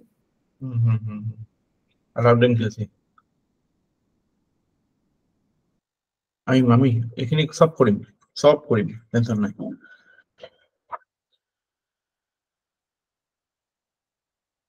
Okay, so মই এটো কথা কৈছো যে 1498 ত Portuguese came to India তাৰ পিছত লাষ্ট কোন আছিল last company to come to India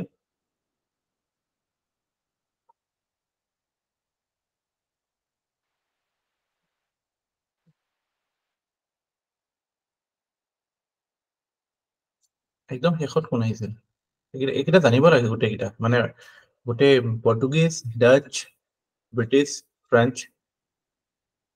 এইকেইটাইতো main আছিল ডেনিছও আছিলে ডেনমাৰ্কৰ ট্ৰামকুইবাৰত আছিলে এইকেইটা কেতিয়া টাইম পিৰিয়ড চাই ল'ব ফ্ৰেঞ্চ লাষ্ট আছিলে ফ্ৰান্স লাষ্ট আছিলে কেতিয়াবা এইবিলাক আহি যায় এইবিলাকতো আৰু অকমান মানে কি আৰু চাই যাব লাগিব ব্ৰিটিছ কোন ইয়াৰত আহিছিলে which year did British arrive in India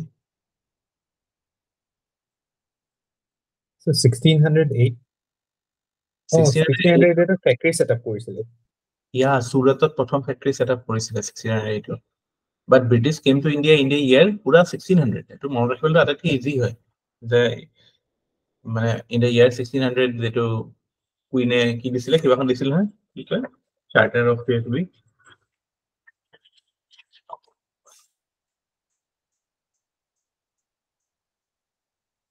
queen এলিজাবেথৰ charter দিছিলে ন তেতিয়া ফৰ মনোপলি আমি যেটো মাৰ্কেন্টাইলিজম পঢ়িছিলো হা যেটো এডাম স্মিথে অপোজ কৰিছে এই পলিচিটো লৈ আহিছিল মনোপলিষ্টিক ট্ৰেড কৰিবলৈ এক্সপোৰ্ট কৰিব পাৰে ইণ্ডিয়া পা বেছিকৈ যাতে বহুত এক্সপোৰ্টৰে ট্ৰেডিং production, manufacturing, এইবিলাক নাছিলে.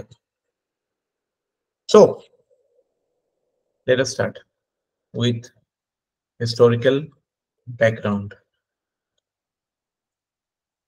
ইয়াতে আমি মেইনলি আমাৰ পলিটি পইণ্ট অফ ভিউৰ পৰা ইম্পৰ্টেণ্ট হ'ব যিকেইখন এক্টছ আছিল, মেইনলি 3খন ৰেগুলেটিং এক্ট আৰু কেইখন এফালে হ'ব 1খন 2খন 3খন ইণ্ডিয়ান কাউন্সিলছ এক্ট আৰু 2খন গভৰ্ণমেণ্ট অফ ইণ্ডিয়া এক্ট,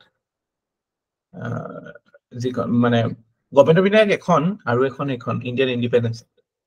চ' এইকেইখন ইম্পৰ্টেণ্ট হয়, চাব লাগে। আচ্ছা, কেইটামান বস্তুটো আপোনালোকে I hope you know what happened in মানে 1765 কি হৈছিলে, হোৱাট মানে East India Company became a political power, হয় নাই? তাৰ আগতেতো পিউৰলি ট্ৰেডিং ইণ্টাৰেষ্ট আছিল।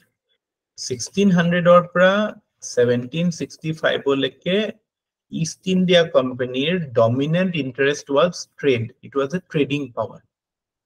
1765ৰ পৰা it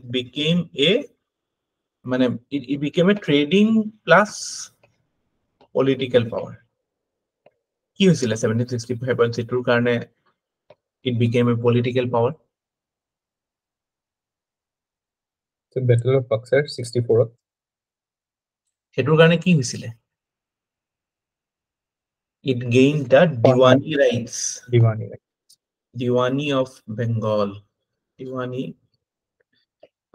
নিজামত দিৱানী পাৱাৰটো যিটো পাইছিল, মানে অকল ট্যাক্সেশনে নহয়, it could be the overlord Bengal in a way. Through the Nawab of Bengal, it tried to rule that. So actually Mughal Emperor Shah Alam, he gave the Diwani rights to the British East India Company. তাৰপিছত যিটো 1765ৰ পৰা 1773 লেটো it was a total misrule. এইটো পিৰিয়ডটো মানে বহুত কৰাপচন হৈছিল, আপোনালোকে জানে। সেইটো পিৰিয়ডত ৰবাৰ্ট ক্লাইভৰ এগেইনষ্টেও বহুত কৰাপচন চাৰ্জেছ আছিল, মানে টোটেলি মিসইউজ অফ ডাস্টাক। এইটো কাৰণে এইটো পিৰিয়ড পুৰা famous, misuse of dastak. What was dastak? Dastak was a trade pass. Trade pass এটা পাইছিলে ব্ৰিটিছ কোম্পানী অফিচিয়েলছক দিছিল ফৰ দ্য কোম্পানী ট্ৰেড, যে কোম্পানী ট্ৰেড কৰোঁতে যাতে টেক্স দিব নালাগে সেইটোৰ কাৰণে কৰিছিল, কিন্তু সিহঁতি চবে পাৰ্চনেল ট্ৰেডত ইউজ কৰিছিল সেইটো। ত' actually there is a believe মানে আমাৰ কিছুমান ইণ্ডিয়ান বিউৰক্ৰেচিৰ ওপৰত যেতিয়া কিতাপ ওলায় তাত এইটো কথা কয় যে সেই পিৰিয়ডতে যিবিলাক মানে ভেজাল সোমাইছিল ইণ্ডিয়ান বিউৰক্ৰেচিত, যে এই চৰকাৰী বস্তুটো মিসইউজ কৰি পাৰ্চনেল হেৰিয়ত ইউজ কৰা, এই বস্তুটোৰ পুৰা শিপাটো সেই তেতিয়াই লাগি গৈছিল, এই 1765ৰ পৰা 1773 লৈকে। 1773 যিখন প্ৰথম ৰেগুলেটিং এক্ট আহিছিল, নামটোতে ইণ্টাৰেষ্টিং ন, ৰেগুলেটিং এক্ট। এইটোৰ উদ্দেশ্যটোৱে আছিল যে to regulate the affairs of company rule, ঠিক আছে। চ' আমাৰ যিটো টাইম পিৰিয়ড আহে 1773 পৰা 1858 লৈকে, 1858ত মানে after the Great War of Independence, First War of Independence, we had the shift in political power from the company to the crown. So etu period ami company rule boli ko, aru etu period ami ki ko, from 1858 to 1947 it is the crown rule. ইয়াৰে কিছুমান ডিষ্টিংগুইশিং feature আছে, আমি দেখা পাম যে হাউ মানে the nature of administration change. প্ৰথম কোম্পানীৰ টাইমতো কেনেকে বস্তুটো চেঞ্জ হ'ল আৰু ইয়াতো কেনেকে চেঞ্জ হ'ল, সেইখিনি বস্তু আমি দেখা পাম।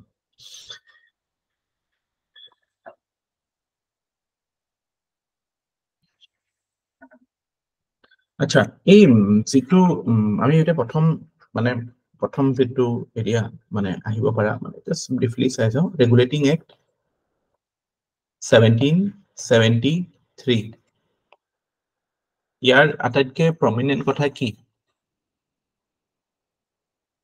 প্ৰথম ইম্পৰ্টেণ্ট কথাটো হৈছে যে it was the first step when the মানে British parliament or British government কি কৰিলে? Control and regulate. তাৰ আগতে it was A free hand, তাৰ আগতে কি আছিল যে যিখিনি কোম্পানীৰ যিখিনি হেৰি আছিলে board of directors আছিল, they had the free hand to decide কোন ইয়াতে অফিচাৰ হ'ব, কেনেকে ট্ৰেড হ'ব. The British government was least bothered, or they were getting the revenues.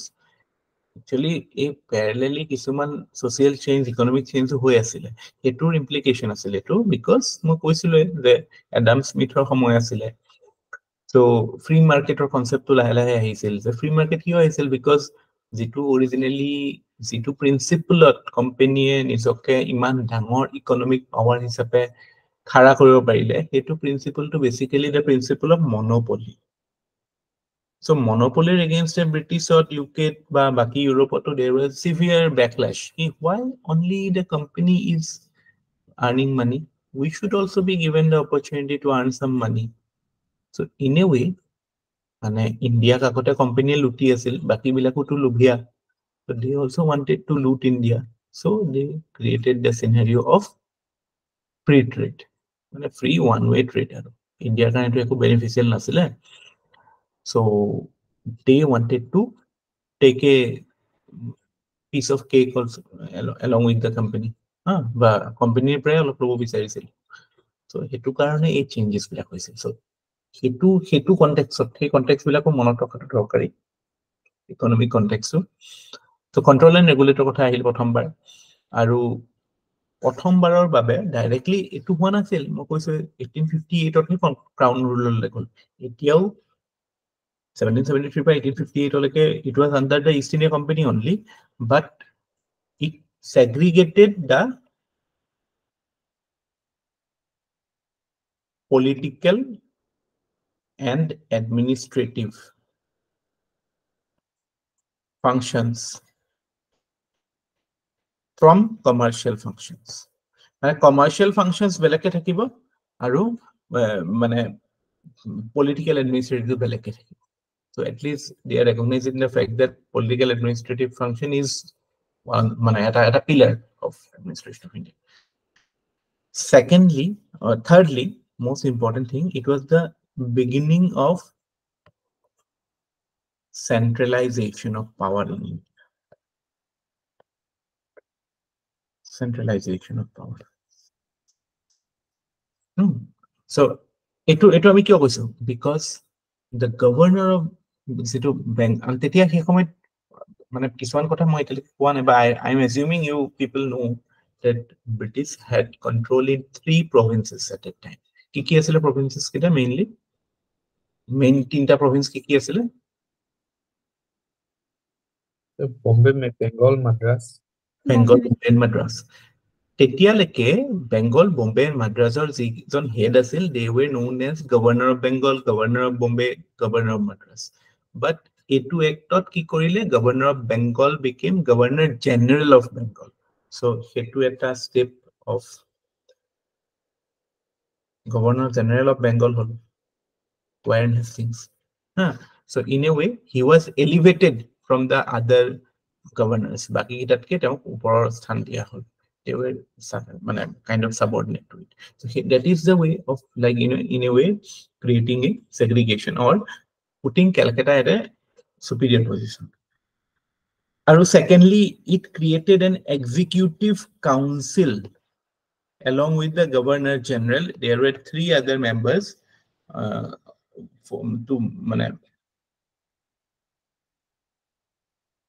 তিনিজন আছিলে, 4জন আছিলে?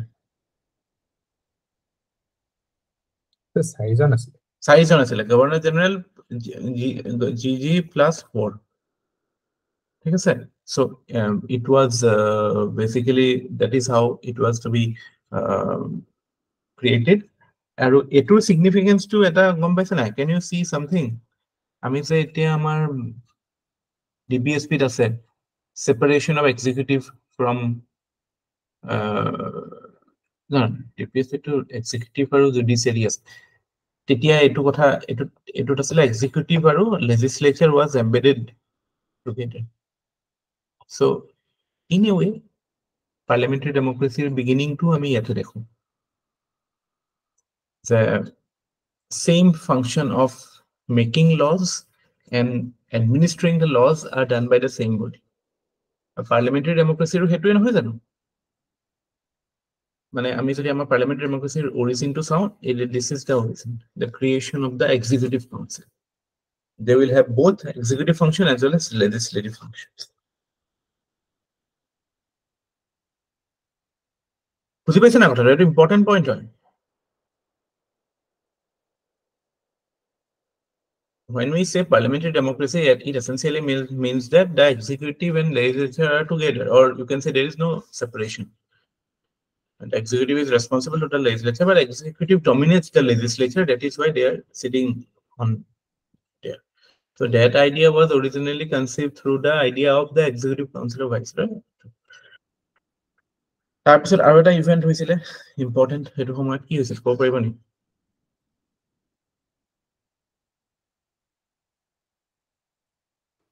Establishment of Supreme Court of Calcutta কৈছিলে এতিয়া, Supreme Court of Calcutta বুলি কৈছিলে। Supreme Court established হৈছিলে in the year 1774. এইকেইটাৰ প্ৰায় এইটো এক্টৰ কুৱেশ্যন আহিব আৰু একো নাহে, বুজিছেনে?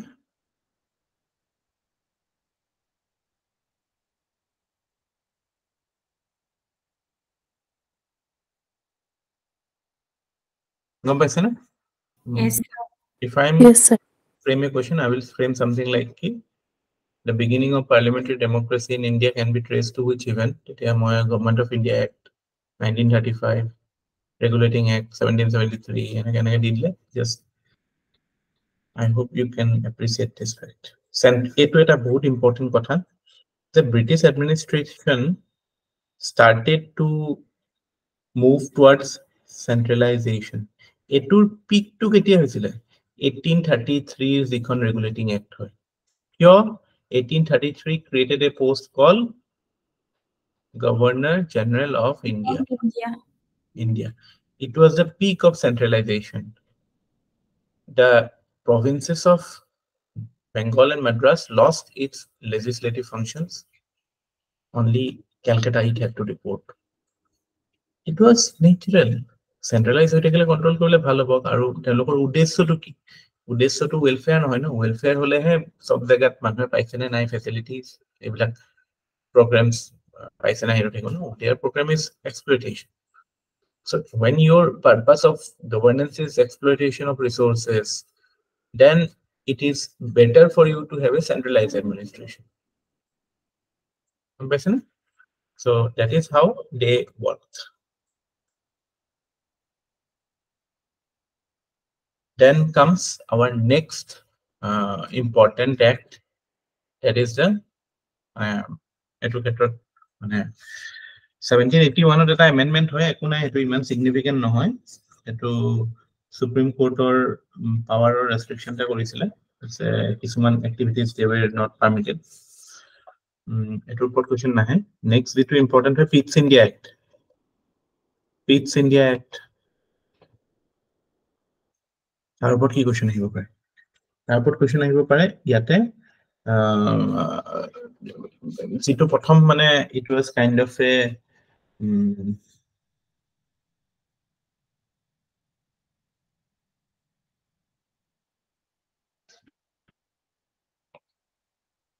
একদম ইম্পৰ্টেন্ট কথাটো হৈছে ইয়াতে commercial and political functions were clearly segregated. তাতে আমি 1773 there was a recognition of separate মানে political and administrative functions আছে যে হেতু আমি recognize কৰিলো। ডিটেইলস বহুত আছে, board of director কাক ৰিপোৰ্ট কৰিব, কিবা কিবি এইবিলাক blah blah আছে, but 1784 ত ক্লিয়াৰলি মানে এটো নেসেসাৰি হল যে পলিটিক্যাল বস্তুবিলাক মানে যাতে ব্ৰিটিছ গভৰ্ণমেণ্টে লাহে লাহে কন্ট্ৰোল কৰিব পাৰে। আৰু মনত ৰাখিব এফালে ইণ্ডিয়াৰ এডমিনিষ্ট্ৰেশ্যনটো চেন্ট্ৰেলাইজ হৈ আছে আৰু আনফালে কোম্পানীৰ এডমিনিষ্ট্ৰেশ্যনটো ব্ৰিটিছ গভৰ্ণমেণ্টৰ ফালে বা পাৰ্লিয়ামেণ্টৰ থ্ৰু দি কন্ট্ৰোল হোৱাৰ ফালে গৈ আছে। সো এনিৱে আপোনালোকে দেখা পাব যে কোৰ্ট অফ ডাইৰেক্টৰ্ছ যেটো কোম্পানীৰ যেটো কোৰ্ট অফ ডাইৰেক্টৰ্ছ আছিল, and there was slowly but surely a weakening of their power. So এটুতে প্ৰথম মানে যেটো ব্ৰিটিছ ইণ্ডিয়া টেৰিটৰিজ বিলাক প্ৰথমবাৰৰ বাবে মানে এটু ডেজিগনেশ্যন এটু দিছিল যে it is a British possessions in India. Possessions in India, ঠিক আছে। এটু পিটস ইন্ডিয়া এক্টৰ এটুৱে ইম্পৰ্টেন্ট মানে বেলেগ আৰু এনেকুৱা একো মনত ৰাখিব লগা দৰকাৰ নাই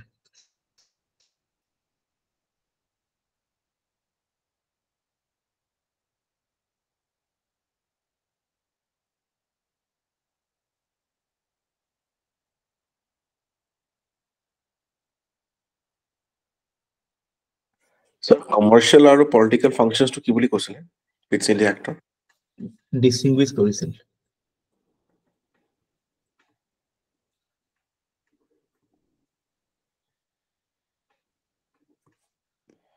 এটু কাৰণে সেপাৰেট কৰিছিল যাতে ব্ৰিটিছ গভৰ্নমেন্টে কন্ট্ৰোল কৰিব পাৰে যে কৈছিল যে কমাৰ্শিয়াল খিনি তোমালোকে ৰাখা বা কোম্পানী তুমি চলোৱা কিন্তু political and administrative to that will be British under British government's ডাইৰেকশনস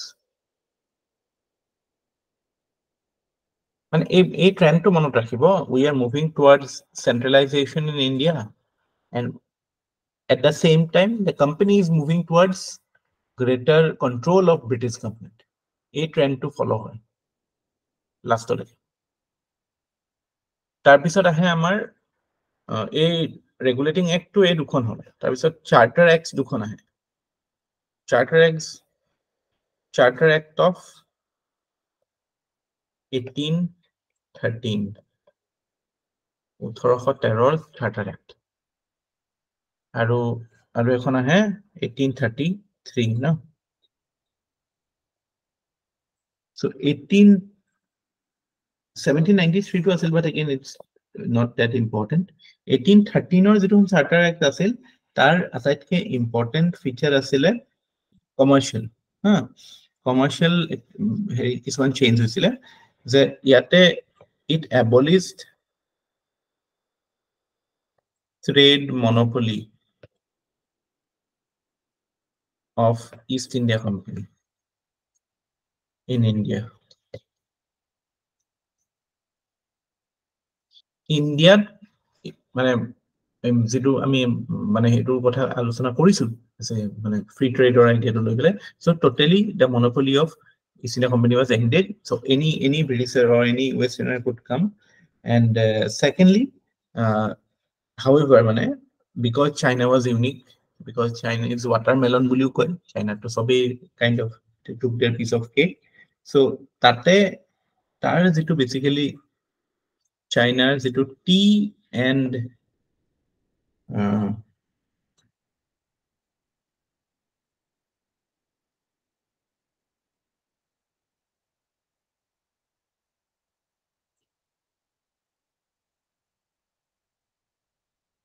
actually tea India tea to monopoly of East India Company stayed as well as trade with China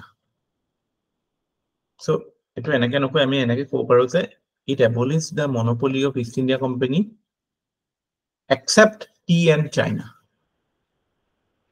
abolish monopoly except tea and China trade the Chinese trader to monopoly stayed in 1813 but rest of all the trade was opened sir তাৰ মানে West Bengal হেবিলাকত কি আগতে পাইছিলে নেকি অসমতটো 1824 মানতে পাইছিলে নহয় নে চাইনিজ টিটো কথা কৈছে চাইনিজ টিটোৰ কথাই কৈছো মানে trade in T and trade with China মানে চাইনাৰ পৰা ট্ৰেড সিল্ক এভৰিথিং থাকিব ন সো তেতিয়া এটো ইটস এ কাৰেক্ট অবজাৰভেশন আমাৰ ইয়াতো প্ৰথম ৰবাৰ্ট ব্ৰুচ 1820 কিমান আছিল 24 সো তেতিয়া লাগে টি ডিসকভাৰি হোৱা নাই ইণ্ডিয়াত হয় না সো হেতু সময়তো obviously চাইনাৰ পৰাই টি ট্ৰেডটো হ'ব ন so basically that was the idea the monopoly of East India Company in India ended except for tea with China and tea with India sorry trade with China and tea in general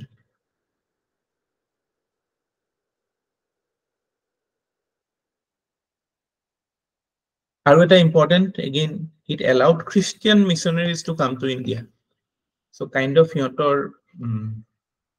অলপমান লাহে লাহে social interventions বিলাকো হৈছিলে হিষ্ট্ৰীত পঢ়িলে আমি দেখা পাওঁ এইবিলাক activities of কিছুমান calculated কিছুমান activities হৈছিল নহয় এটো related cultural activities কিছুমান মানে Vedas বিলাক interpret কৰা ancient Indian text বিলাক translate কৰা so in a way যেটো অকল cultural মানে sorry commercially company হৈ থাকিব বিচাৰা নাছিল they had aspirations to be a pan India power in all aspects pan India power hobole to you need to be a cultural power also so Christian missionaries came to India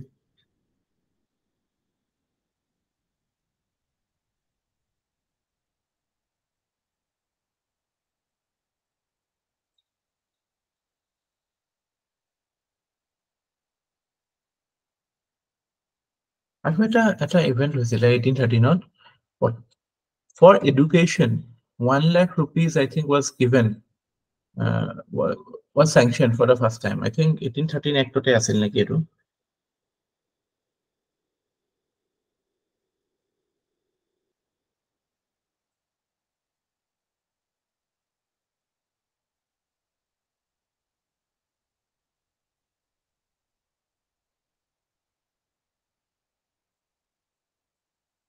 yeah 1 lakh rupees per year which was to used to revitalize and improve English literature and commendation of India's domain or land in native language so 1813 or eta important element etu asile the financial grant for education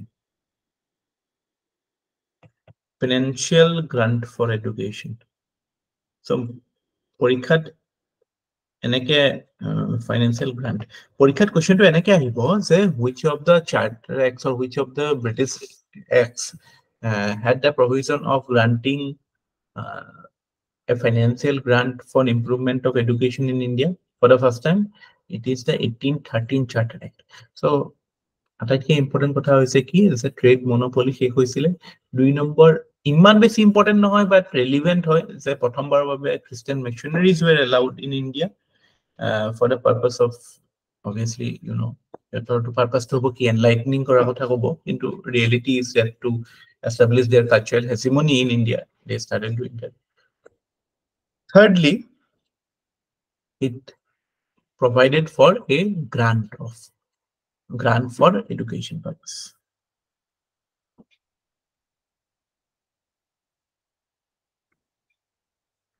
ঠিক আছে তাৰপিছত আহি গল 1833 charter act এখন একটু বহুত important হয় এখন একটু ইম্পৰ্টেন্ট হয় ডাইৰেক্ট কোৱেশ্চনছ আহে ইয়াৰ একদম সিধা সিধি কোৱেশ্চনছ আহে প্ৰথম কথা Governor General of Bengal became Governor General of India.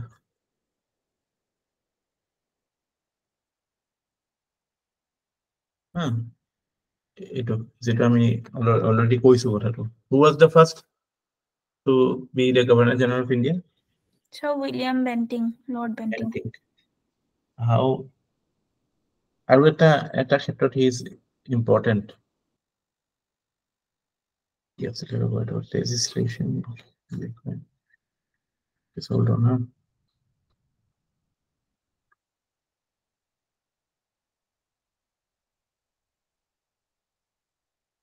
Sati abolition or যেটো legislation আছিল নামটো কি আছিল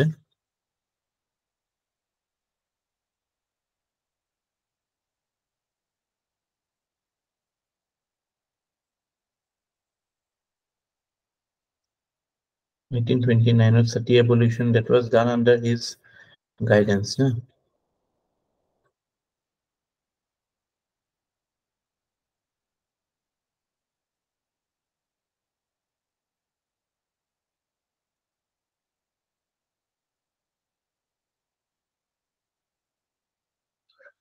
Etu keteba ahise eneke ahise regulation eto Bengal Sati regulation Bengal Sati regulation XV 17 17 regulation 17 বুলি keteba ahise APSC is fond of such things okay প্ৰথম কথা হৈছে it was the final step towards the centralization of British power in India. Governor General of Bengal became Governor General of India. And secondly, all the civil and military powers were vested on him. Tar agote military general asil, not a military commander hisabe ejon beleg designated asil, but from then onwards, Governor General of India became the sole authority. He became the point person for the British Parliament.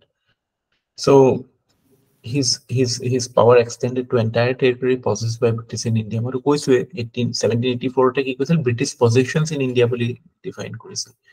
So yeah. Sir, Governor General or Viceroy মাজত ডিফাৰেন্সটো কি হয়নো?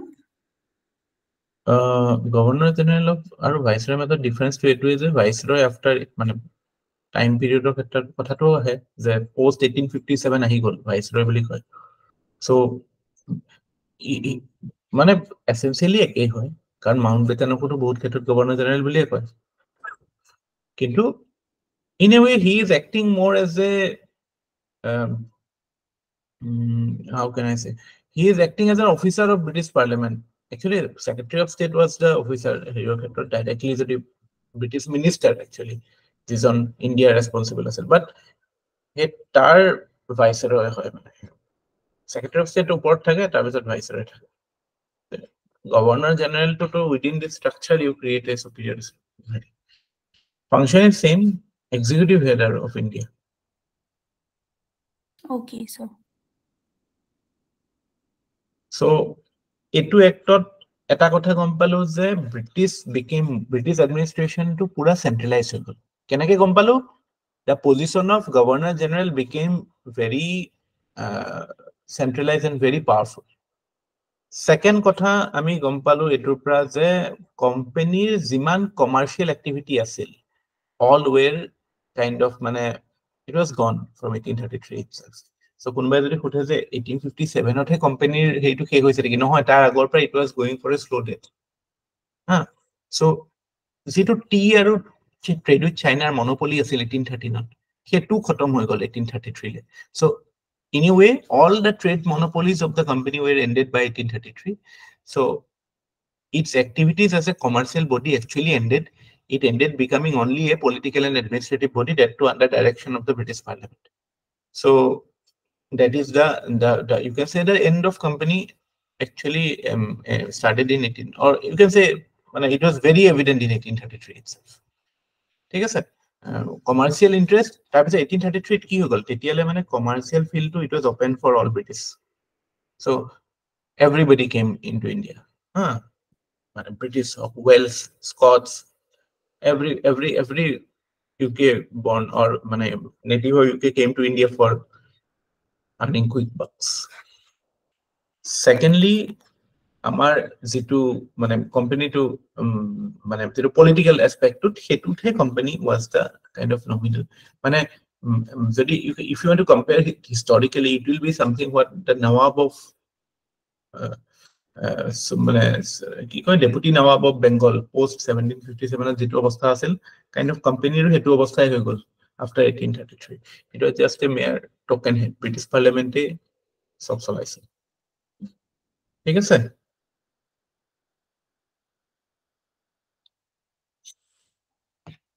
so evolution to ekhini leke 33 leke are you with me? Yes sir. এতিয়া আহিলে আমাৰ এটু ফেজত কিবা কোনবা কব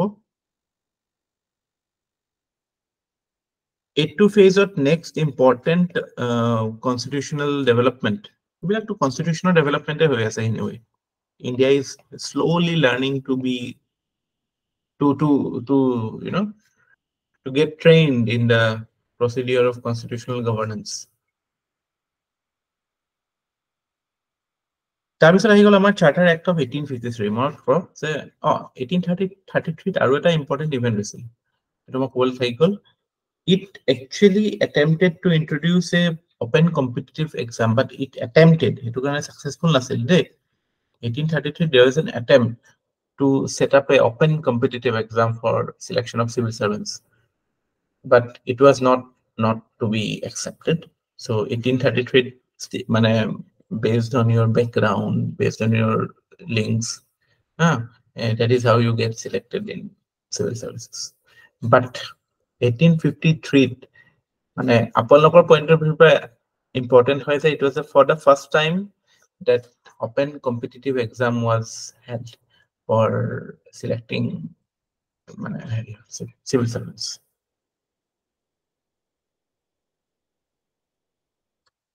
কেতিয়াবা এইটো আহে মানে open competition কেতিয়াৰ পৰা start হৈছে এটা মানে হেৰিৰ so হেতু দি আমি হেতু পইণ্টটো বেয়া পইণ্ট নহয় start কৰিবলৈ open competition or selection and civil services. Super civil services. মনতে ৰাখিব লাগে পৰীক্ষালৈ আমি ইমান ডিটেইলছ লিখিব দৰকাৰ নাই কিন্তু মেইন যেটো প্ৰভিজন বা 1853 আনাৰ এটা মেইন উদ্দেশ্য আছিল যে যেটো সেন্ট্ৰেলাইজেশন আমি 1833 দেখা পাওঁ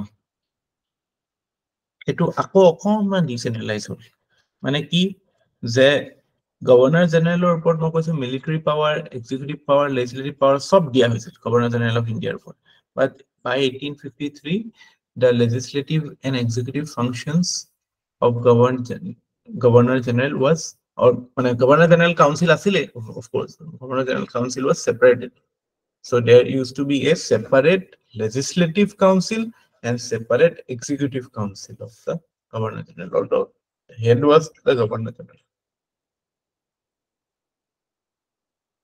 So it will important hoy that we again see a trend of kind of not decentralization to be precise but okonman relaxed centralization boli kobo pari and keteo decentralized hoar phale nasile jodio lord kar samoyt asile lord maur samoyt I think ebilak olopan local bodies bilako empowered hoisil 1870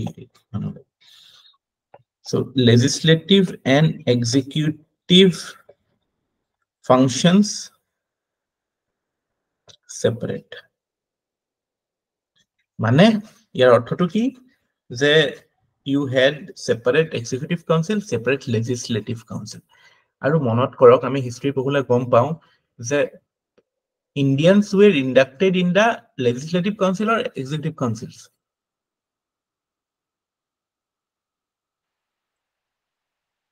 Indians were slowly inducted into legislative council or executive council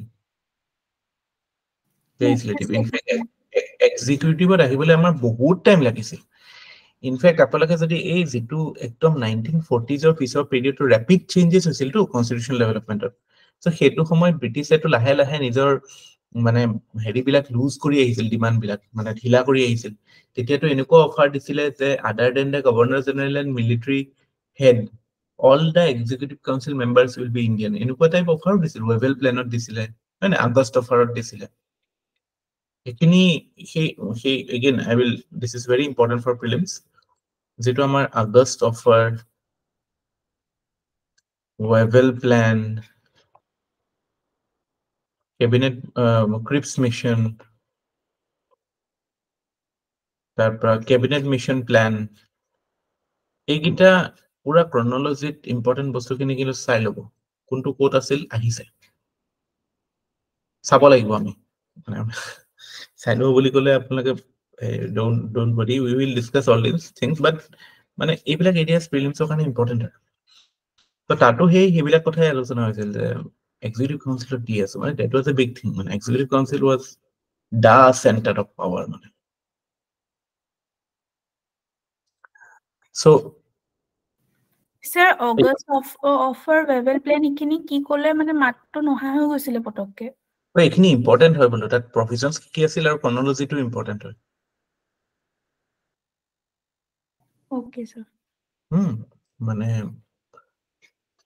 এই গুটেখিনি আৰু 1939 মানৰ পৰা world war 2 start হোৱাৰ পৰা যেতিয়া মানে এফালে provisional মানে গভৰ্নমেন্টে ৰিজাইন কৰিলে তাৰ পিছৰ পৰা যিখিনি ডেভেলপমেন্ট কৰ ফাৰ্স্ট ডেভেলপমেন্ট হৈ গল না ইন্ডিভিজুয়াল সত্যাগ্ৰহ হ'ল এই গুটেখিনি মনত আছে নাই বুজিছে নাই এইখিনি একদম 1938-39 মানৰ পৰা সেই ইভেন্টখিনি গোটেইখিনি মনত থাকিব লাগে।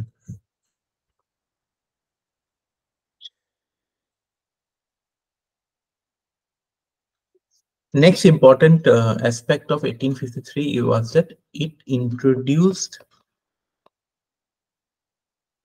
local representation. Local representation. Quote, in Indian, obviously central legislative council.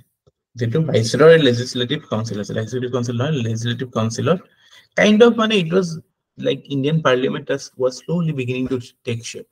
A legislative council is parliament.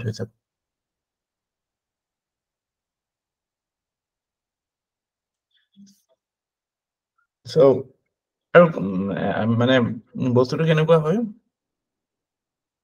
company rule was slowly extended. Mane ebuli is 1813 not koisil je 20 bosorer karone company will keep the possession of British territory or keep the possession of Indian territories under British possession.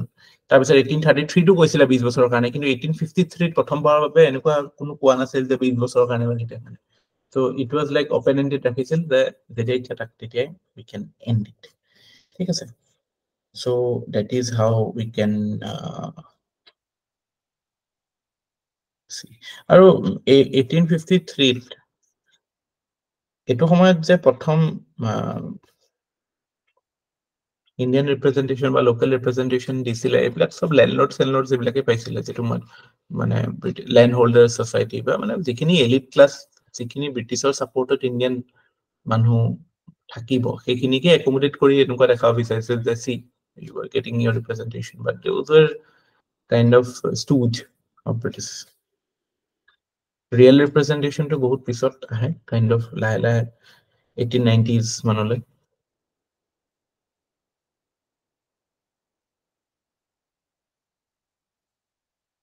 Tar pisot ahile amar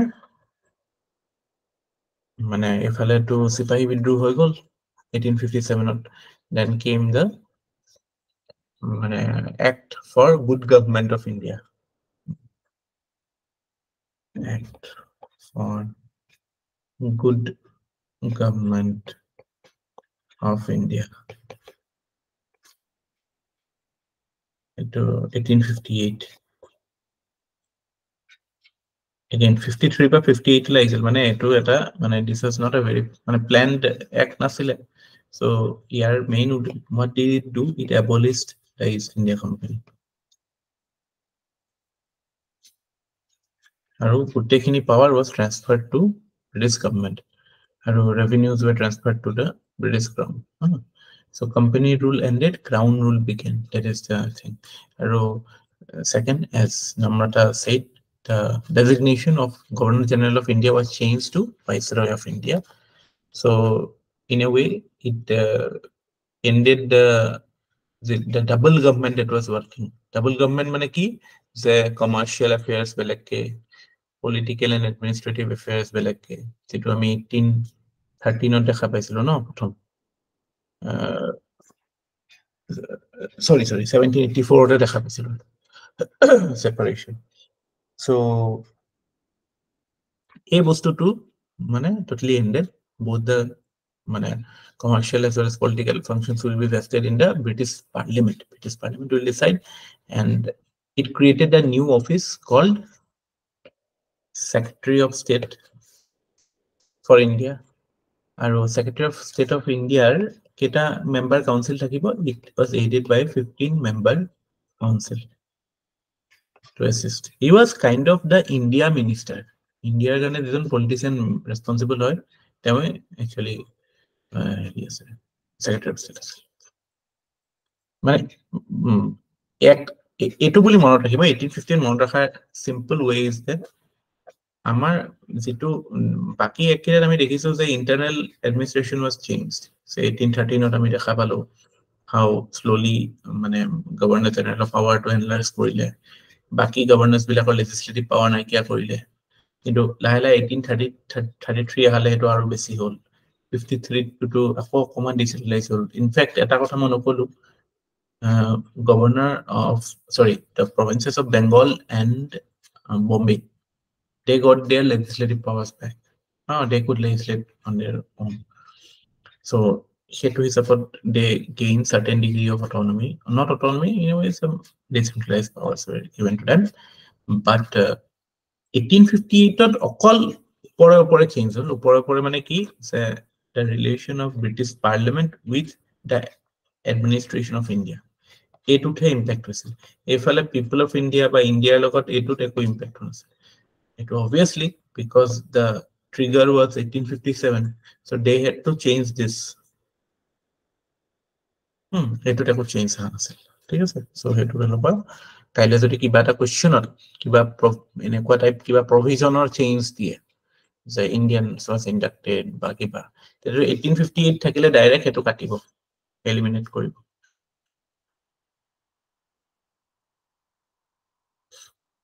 Sir, 15 কি লিখিছিলে তো Secretary of State 15 member কোনটো এটা 15 member council okay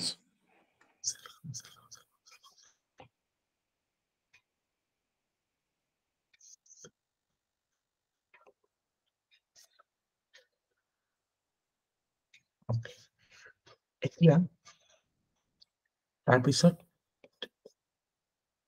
Indian Councils Act আহে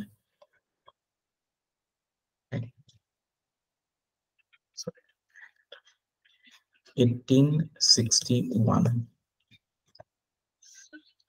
Indian Councils Act 1861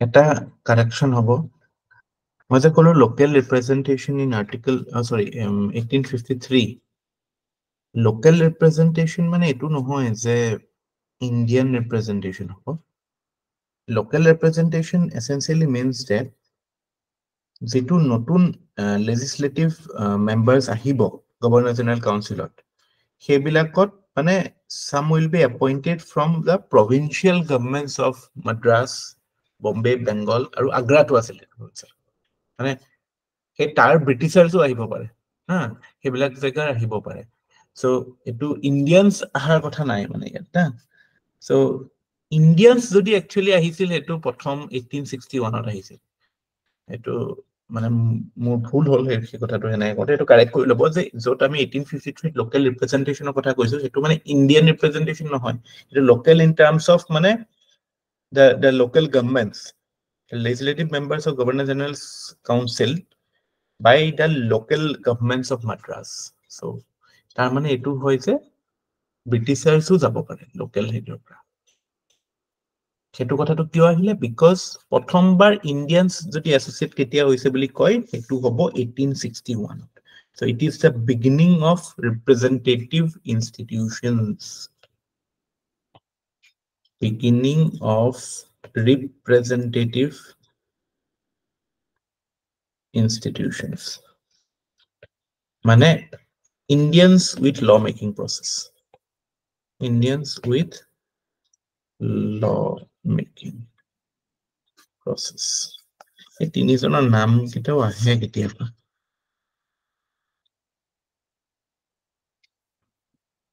Lord Canning was the viceroy three Indians Raja of Banaras Maharaja of Patiala and Sir Dinkar Rao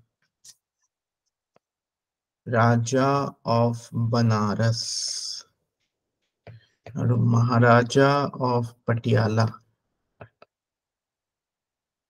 and Sir Dinkar Rao and of course these people were kind of they were beneficiaries They were the kind of buffer for the government.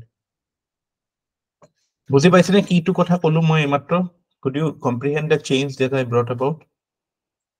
Representation, এফালে কৈছো local representation, এফালে কৈছো beginning of representative institution. বহুতৰ এটো confusion লাগে। Sir 1861 representation আছে, আকৌ 1853 এক্টতো দেখোন representationৰ কথা আছে। What is the difference? Are you able to comprehend that? Is it clear for you? Sir, মানে 1861 যিকেটা মাদ্ৰাজ আৰু বম্বে এনেকে প্ৰেসিডেন্সি এখিনি নোহোৱা হৈ গৈছিলে স্যাৰ তাৰ মানে মেম্বাৰ্স আহি পেলে ৰিপ্ৰেজেন্ট কৰিব পাৰে। It may be Indian or may be British তেনেকুৱা। 1853 কি আছিল চাওক আপুনি 1853 there was the creation of this we kind of separated the legislative and executive council. Our legislative council we allowed for local representation. Local representative local representation মানে কি তাতে? It means কি executive council legislative council of the center মানে viceroy governor general legislative council Calcutta, Madras, Agra, Bombay এইবিলাকৰ পৰাও যাব পাৰে। যাব পাৰে মানে তাত কোনো যে ইন্ডিয়ান যাব বুলি কথা নাই। There will be obviously Britishers বা এনেকুৱা কোনো। কিন্তু 1861 প্ৰথমবাৰৰ বাবে ইন্ডিয়ানছ আহিছিল representation। গম পাইছেনে? ইন্ডিয়ানছ এছ'চিয়েট হৈছিল প্ৰথমবাৰৰ বাবে the beginning of representative institutions by associating Indians with the lawmaking process.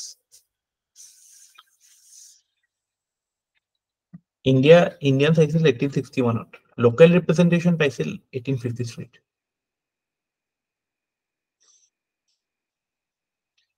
বুঝছে না এটা কথা? লোকেল মানে বম্বে মাদ্ৰাজ এইবিলাকৰ পৰা মানুহ গৈছিল। obviously not Indians, সেটো কাৰণে হে বুলি ডিস্টিংগুইশ কৰিছে ন। তেতিয়া ইন্ডিয়ানছ যোৱাতেন তো 1861 ইন্ডিয়ানছৰ কথা নকলে হয় ন।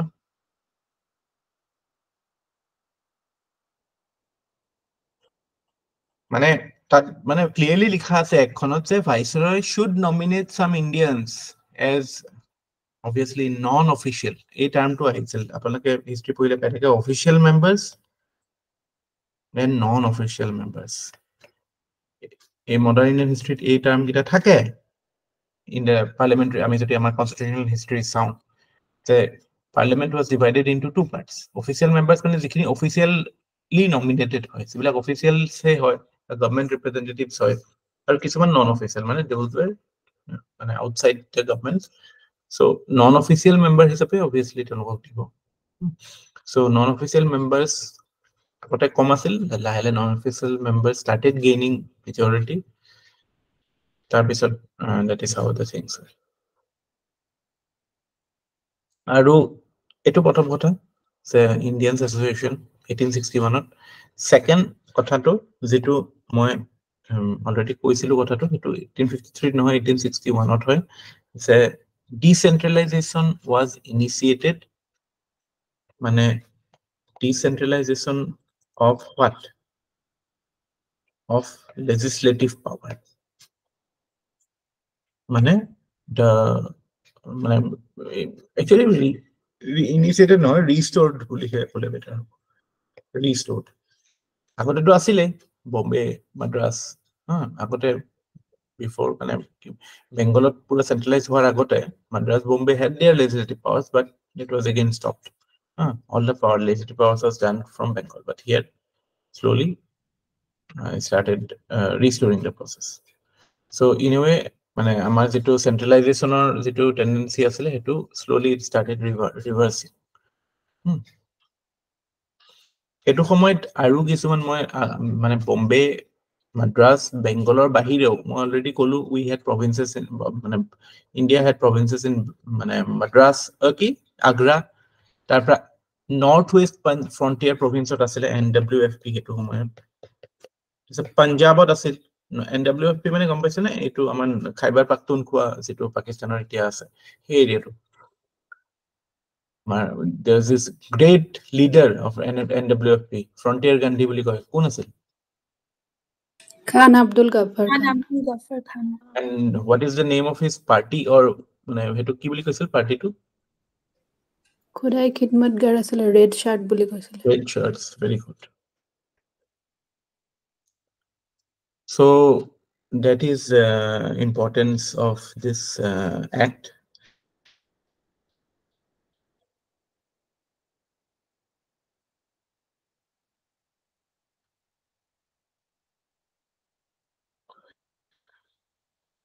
এতিয়া যে আমাৰ যেটো মানে cabinet system of government বুলি কওঁ, এতিয়া আমাৰ parliamentary system of government is also known as cabinet system of government. Why? Because the governance or the governance aspect is divided into various portfolios. মানে কোনোবা portfolio সম্ভালিব, কোনোবা portfolio লব, health, education, home, roads, transports, এনেকুৱা বেলেগ portfolio থকাব।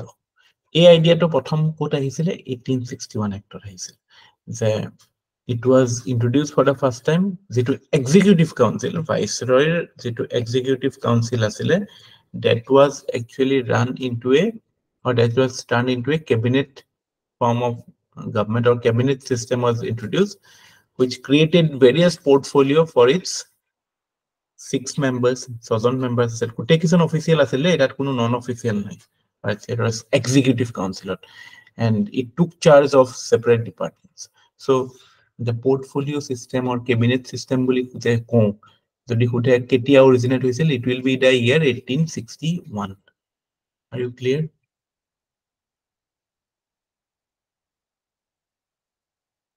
Yes, sir.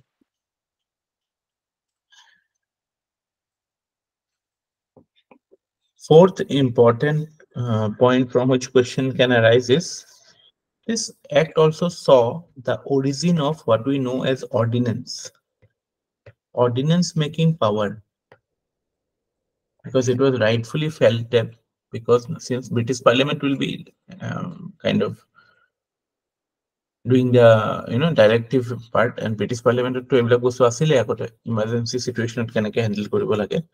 So amar to 1857 ahi gol for the Britishers, they could not actually tackle it in very prompt manner, but that created this scenario of such a exercise or such a provision.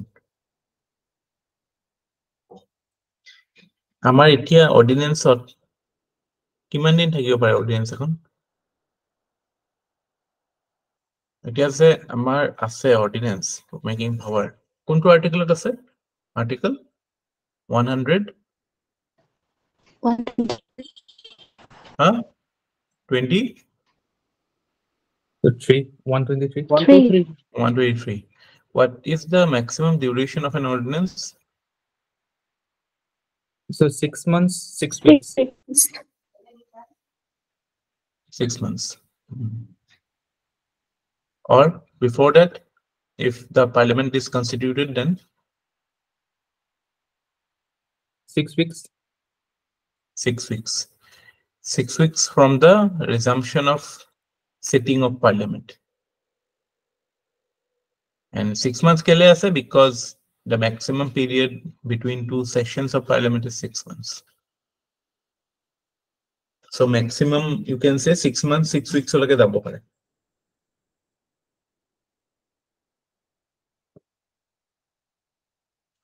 So 6 months no answer to 6 months, 6 weeks maximum jabo pare.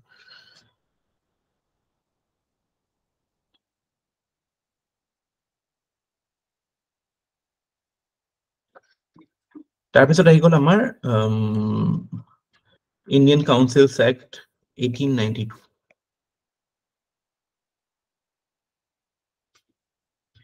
এখন actor কি important provisions আছে? What was the basic idea behind it?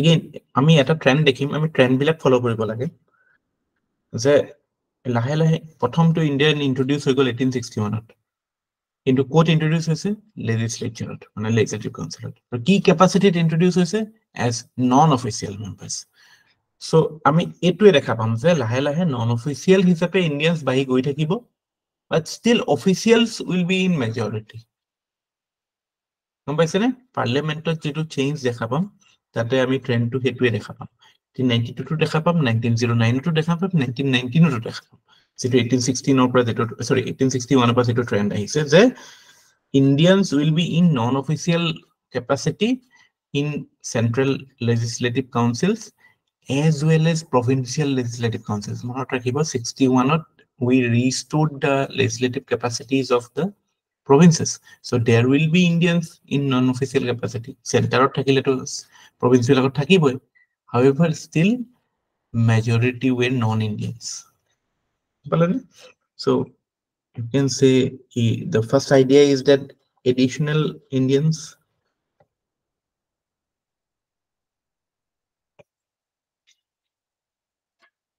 and obviously non-official both center and provinces legislative council কথা কৈছো দেই executive to হাত দিয়া না India না এতিয়ালৈকে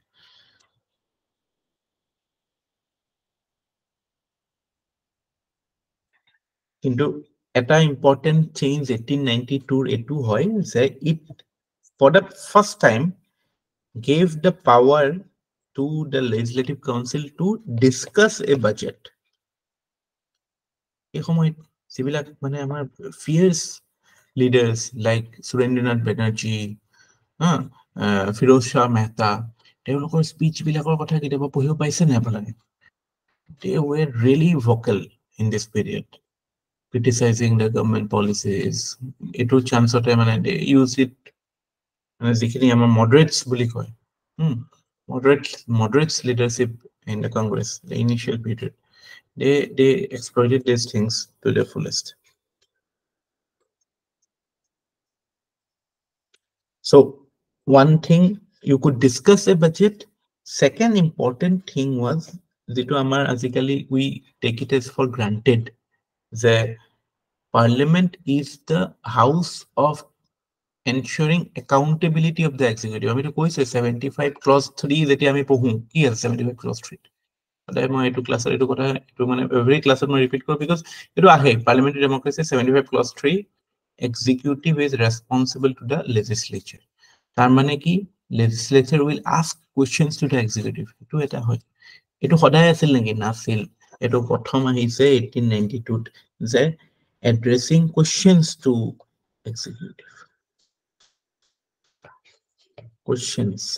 executive so in a way we are moving towards becoming a parliamentary democracy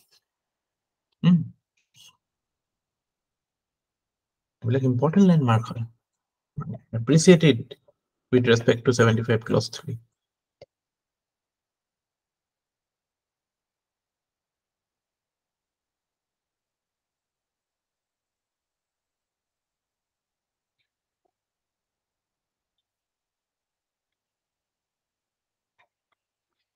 কিন্তু এটা কথা ইম্পর্টেন্ট হয় এখিনি লেকে সিখিনি ইন্ডিয়ানস আহিছিলে these Indians were they elected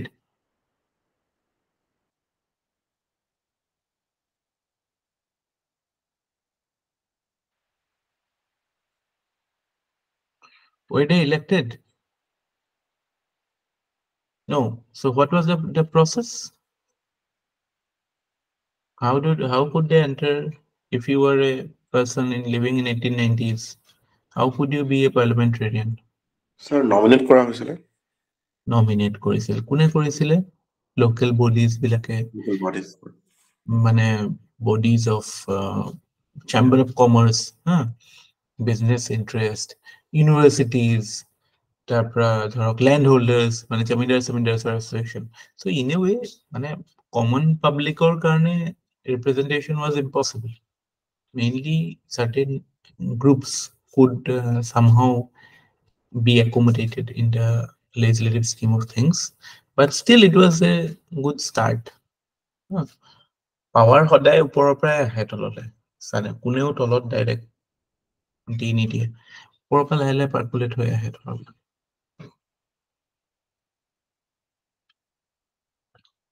election নাছিল মনত ৰাখিব নো ইলেকশ্যন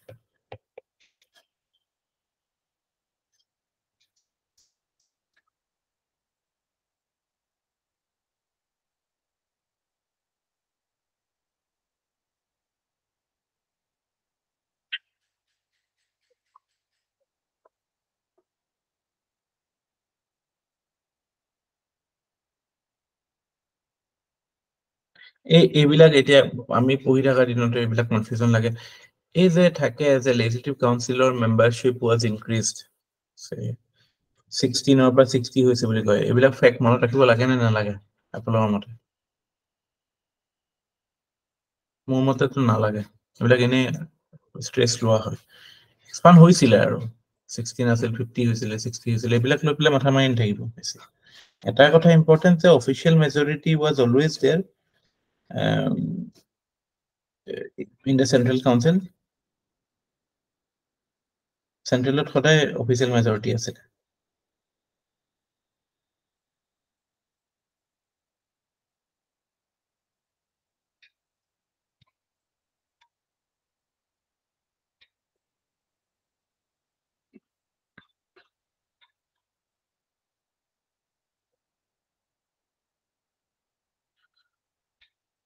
ঠিক আছে ক্লিয়াৰ এখিন লাগে 1892 হৈছে Yes. কি এখন কি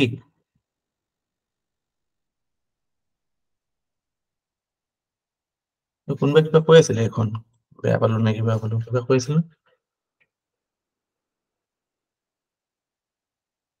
we are on the cusp of new century 1900 পাইছোগে আমি 1800 কমপ্লিট হল 1800 ৰ যিখিনি বস্তু আছিল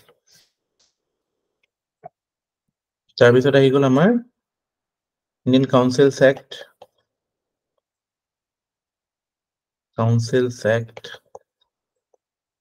sorry Indian Councils Act 1909 এটোৰ আন এটা নাম কি Morley Minto reforms quickly who secretary of state কোন আছিল আৰু viceroy কোন আছিল so viceroy Minto asile aru lord Minto asile aru secretary of state Morley asile প্ৰথমতে secretary of state ৰ নামটো লিখে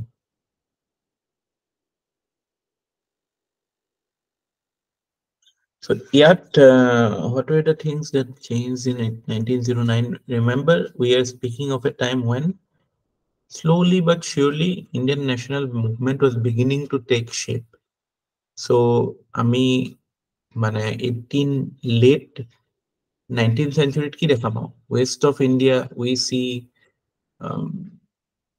lots of political mobilization happening under leadership of leaders like Lala Lajpat Rai. A plague মানুহবিলাক মৰিছিলে so তেতিয়া to Chapekar brothers and all were they did certain activities direct actions লৈছিল so some form of consciousness was slowly beginning to rise and of course the activities of Indian National Congress and Indian Social Conference and other many such organizations during that period they created kind of a consciousness among people the we are Indians and we need to be governed by us, not by a foreigner. And we are actually, we didn't discuss anything on the socio-religious reform movement, which had two implications. Eta to spiritual aspect asile hetur, say reviving the spiritual aspect of things.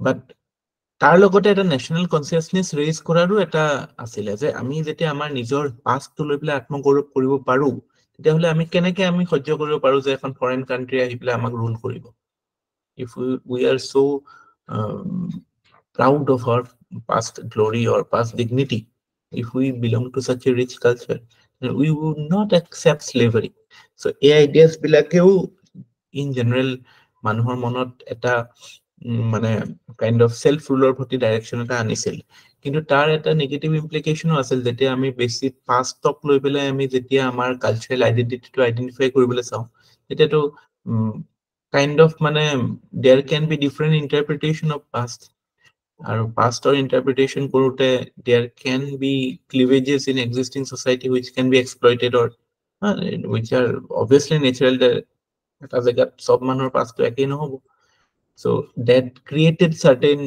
divisions within Indian society which we know as communalism because hetur impact to ami eteo dekha pam so ebilakor exploitation Britishe koribo bhalke janisile because that helped in perpetuation of their rule he eke British jone 1857 ot British blamed the Muslims for the 1857 revolt and actually actively encouraged local representation in 1861 to encourage the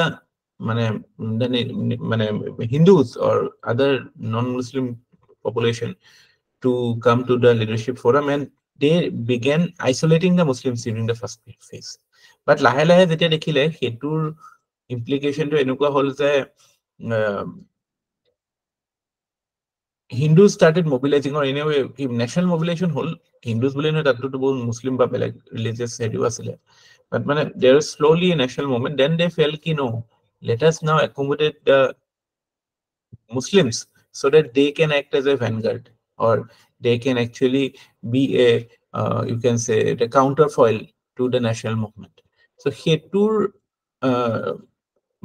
realization eta part hoy jitu amar ami যেটো আমি হেইটো দেখা পাম partition of Bengal দেখা পাম 1905 এর partition of Bengal হয় 1905 এর পার্টিশন অফ বেঙ্গলৰ ৰিঅ্যাকশন হিসাবে বা তাৰ এগেইনস্ট যেটো মুভমেন্ট হল মুভমেন্টৰ নাম কি আছিল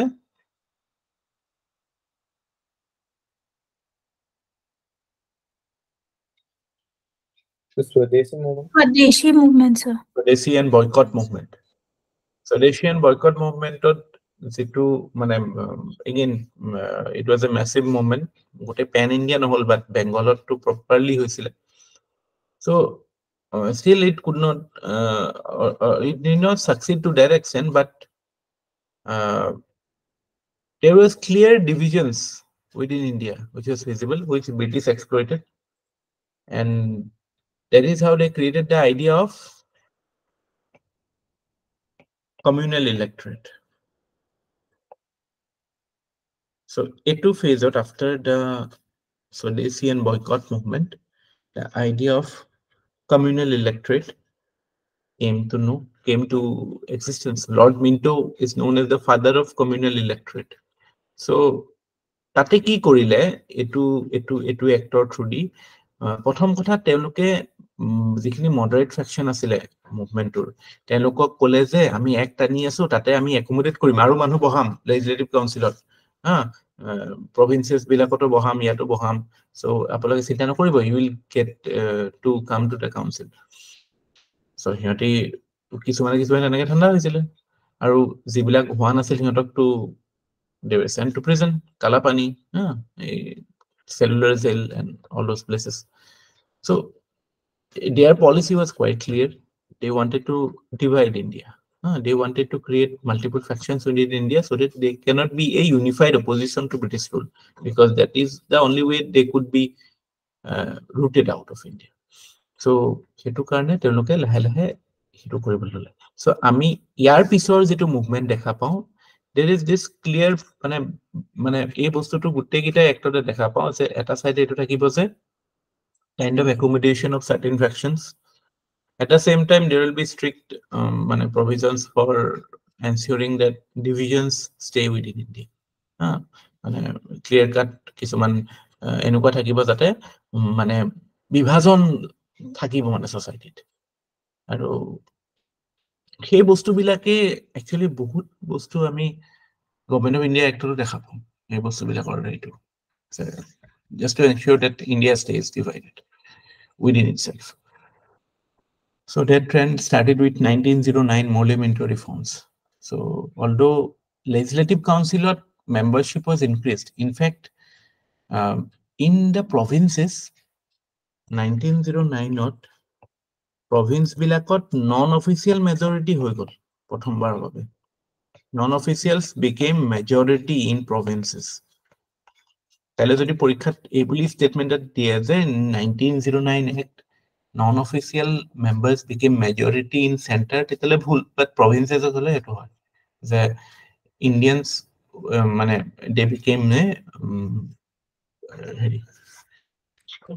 just hold on I have a phone call just hold on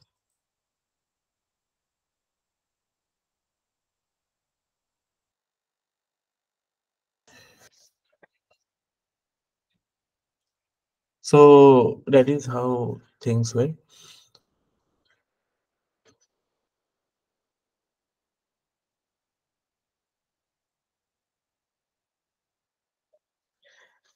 legislative councils bilakor function bohale obviously আগতে 1892 যেটা বাজেট বা ডিসকাশন কথা করে ইয়াত লাহে লাহে it will expand to other things ইয়াতে প্ৰথমবাৰৰ বাবে এটা টাৰ্ম ইউজ কৰিলে we will associate Indians with the executive councils of the viceroy in fact Sachchidananda Sinha আছিল নেকি প্ৰথম কোন আছিল প্ৰথম সচিনানন্দ সিনহা আছিল নেকি প্ৰথম executive council of Indians প্ৰথম কোন আছিল who was the first Indian to be associated with viceroy's executive council Satyendra Prasad Sinha Oh, Satyendra Prasad Sinha. Yeah, SP Sinha. So that is how things were. Aru most deleterious or most evil provision of this act was the separate electorate for Muslims in this act. So separate electorate concept to বুজি পায় ন মানে এটো এনেকুৱা নহয় যে এতিয়া আমাৰ বস্তুবিলাক কেনেকুৱা হয় আমাৰ যেতিয়া আমাৰ ইয়াত হয় we have something called joint electorate এটা suppose আমাৰ কোনোবা এটা constituency is reserved for a ST এটা আমি কি কৰো যে হেতুত যোন উঠিব হি ST হ'ব লাগিব voters need not be ST voters can be from any community any caste any it but the candidate is ST in separate electorate কি হ'ব the candidate will be ST as the voter also has to be ST so to kind of there is a clear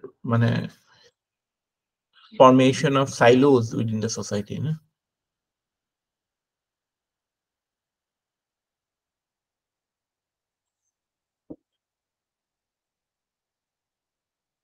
তাৰপিছত next আহিলে আমাৰ Government of India Act 1919 Government of India Act 1919 এই 1909 ৰ এটোৱে হদিব আৰু একো হদিব লগা নাই separate electorate কথা হদিব non-official majority in provinces কথা হদিব পাৰে at the best otherwise বাকি হে context টোৰ হিচাপতে হদিব যে কিটো পৰিবেশত কিটো পৰিস্থিতিত হৈছিল generally separate electorate কথা হদিব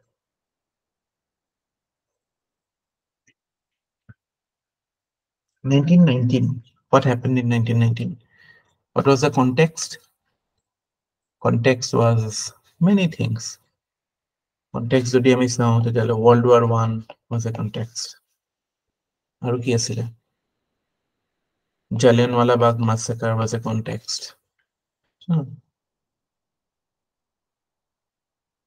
Jallianwala Bagh massacre ketia hoisile April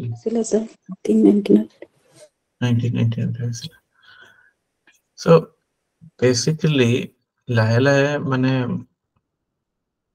এই ট্রেন্ডে কন্টিনিউ হয় যে মানে এটাটো মানে হেৰি legislative power or expansion আমি আগতে আমি কৈছো এটো কথা যে slowly budget question উঠা এইবিলাক কৰা তাৰ লগে লগে আৰু expand হোৱা যাতে মানে it could actually replicate the model that was followed in Britain so হেটো আমি দেখা পাম in fact there was this Montague Declaration বুলি কয় এটোৰ নামটো আৰু এটা নাম আছে Montague Chelmsford Act so Montague Declaration to এটো কথাই কয় যে end goal of British is মানে হেৰি আৰু development for Indians by Indians. So সেইটো end goal বুলি কৈছিল, but কোনো definite target দিয়া নাছিল. Idea is মানে self government কথা এটা কৈছিল, কিন্তু actual reality মানে কি যে legislative power অলপ বহাব, ultimate control to governor general মানে viceroy থাকিব। তথাপি আমি ফিচাৰ্স বিলাক যেতিয়া আমি এটোৰ মেইন চাওঁ, তেতিয়া আমি দেখা পাওঁ ইয়াতো এটা যেনেকে 1919 keyword to হৈছে separate electorate, 1909 keyword হৈছে separate electorate, 1919 keyword to কি?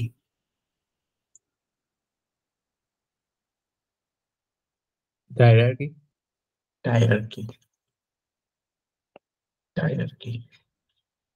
1998. So ইয়াতে কি কৰিলে যে for the first time it separated central and যেটো আমাৰ এটা লিস্ট মানে আমাৰ schedule হেৰিয়ত 7ত যেটো আমি কৰো ন, যে we have segregated list 1 2 and 3, সেই বস্তুটো আৰম্ভণিটো 1998 ত হৈছিল যে your central and provincial subjects will be separated. So central subject of center মানে law বনাব, provincial subject ইহতে বনাব, province বনাব, ঠিক আছে। So প্ৰথম হৈছিল separation or demarcation is better word. You demarcated the subjects. Demarcation of separate central and provincial subjects. মানে provincial legislature for provinces, মানে provincial subjects এটো ঠিক আছে। আমাৰ আৰ্টিকেলত এটা কনস্টিটিউশনৰ কোনটো আৰ্টিকেলত এটো বস্তু ডিফাইন আছে?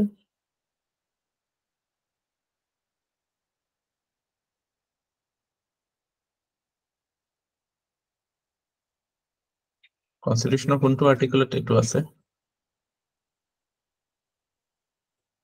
Segregation of subject, center-state relation or ক্ষেত্ৰত there is something called subject matter jurisdiction. Have you heard? এটা আছে territorial jurisdiction, এটা আছে subject matter jurisdiction. তাতে এটো কথা আছে। বহুতে ভাবে যে অকল দি 7 sorry schedule 7 আছে নহয়।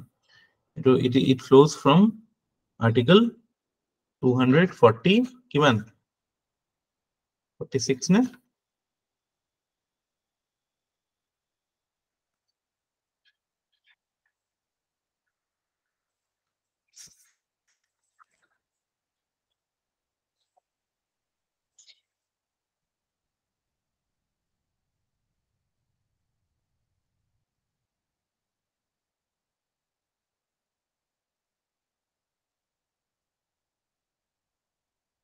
Mm, 46. 45 to territorial, 46 is subject matter. Part 11. Part 10 talks about scheduled areas and settled tribes, or part 11 talks about the relation between union and state legislative relations. Very important for exam. Legislative relations, every year questions are coming. Federalism or answer যদি আপোনালোকে এইবিলাক article coat নকৰে কেনেকা হ'ব? 245 46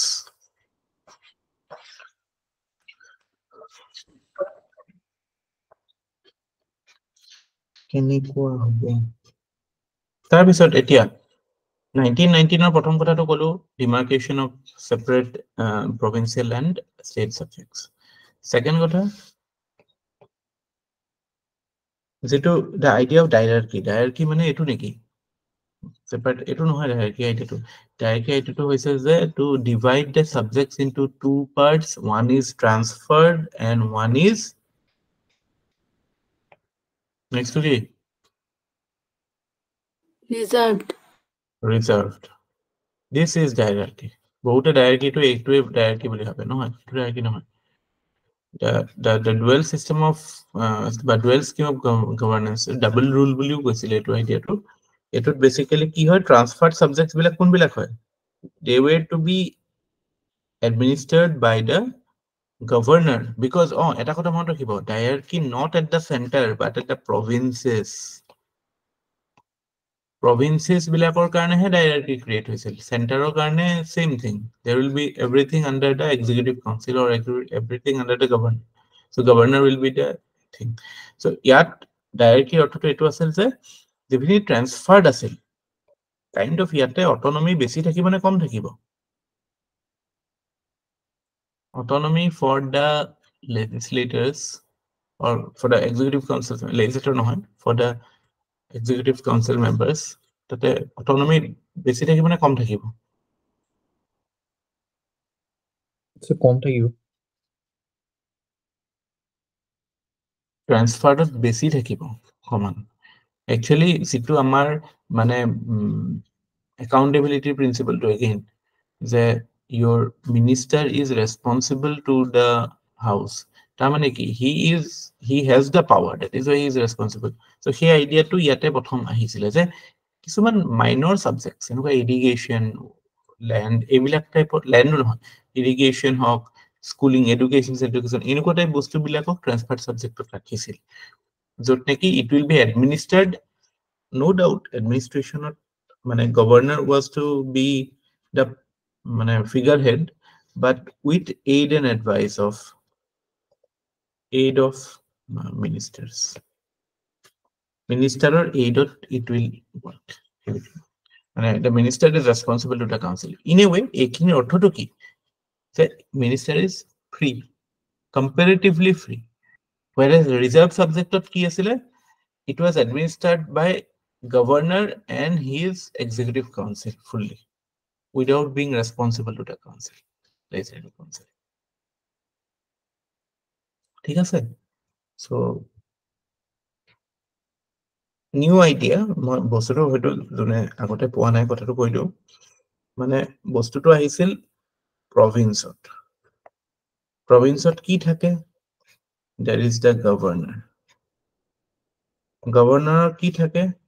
Governor will have his executive council and he will have his legislative council. Legislative council মানে it is the state legislative assembly kind of. Assembly, there will be non-official majority. So there will be yate মানে ekita to kind of মানে your executive head. Yate to ministers will be there, মানে there will be ministers who are responsible to legislative council. Anyway, governor is also kind of part of it, but governor is etia amar janake thake na belekhe. He idea to teteo ase. Executive council or minister no howa kotha koa nai. Yate ministers from legislative councils. Eonloke they will be responsible to legislative council, mane kisuman field they will have separate autonomous power. Whereas jibilak major power asil, say finance, কাৰণ finance নাথাকিলে যাৰ ওপৰত finance control আছে বাকি ministry বিলাক তেতিয়াহে ৰিলেভেন্ট হ'ব। তো ফাইনেন্সে নিদিলে কি হ'ব? কিন্তু ফাইনেন্সটো it was totally administered by governor general and his executive council without being responsible to the legislative council. So সেইটো কাৰণে এইটো ফিগাৰ হেড টাইপে আছিল, but still the idea of creating self rule, সেইটো anyway it was the beginning. ঠিক আছে?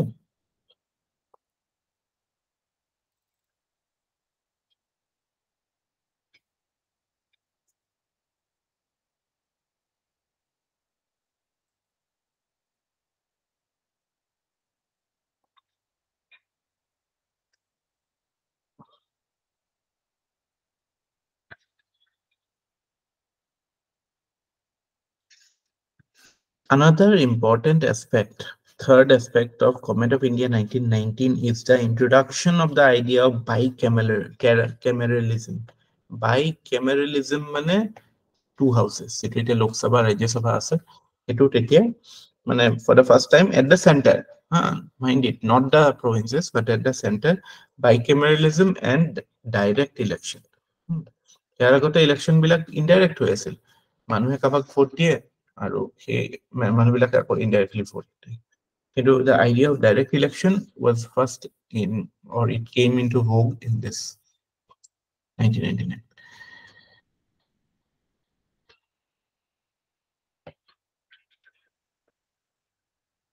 Another important provision of this act was that the Executive Council of the Viceroy of India was composed of 6 members, but 3 of them had to be Indians.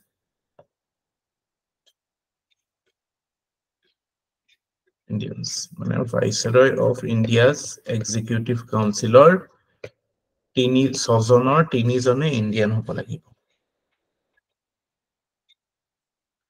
Then this idea of separate electorate, which yielded the right dividend for the Britishers, it was extended to Sikh, Indian Christians,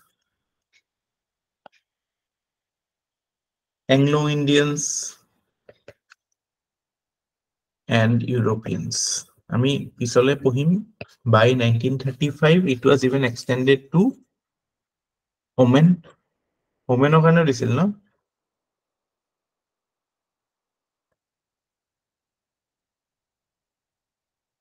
Depressed class okane disil, scheduled class, women or labor okane belake disil. Bifurcation create kora society hetu eta policy asel, kind of okoman expand kori include kora jeneke hetu eta policy asel. Hetu broad policy framework to enokoi asel. Sir, 5 number point to separate electorate was expanded to other communities, namely the Sikh, the Anglo-Indians, the Indian Christians, and the Europeans. So this is an extension of the idea that I told you, that the larger framework of constitutional changes was dominated by 2 ideas. Firstly, how to accommodate more Indians without losing the stronghold of the Viceroy. Secondly, how to create more divisions within India. These were the basic pillars of how constitution making was developing. Etat to okoman mane to dipele mane manukhini okoman heri di asel, expand kori asel. It is the mane to the credit of the Indians that they could use that to the fullest. They could actually use that forum to exploit certain weaknesses of the structure, and eventually British had to leave India. But like external factor about us, World War II was a major factor, but it was a multiplicity of factors compounded to create that.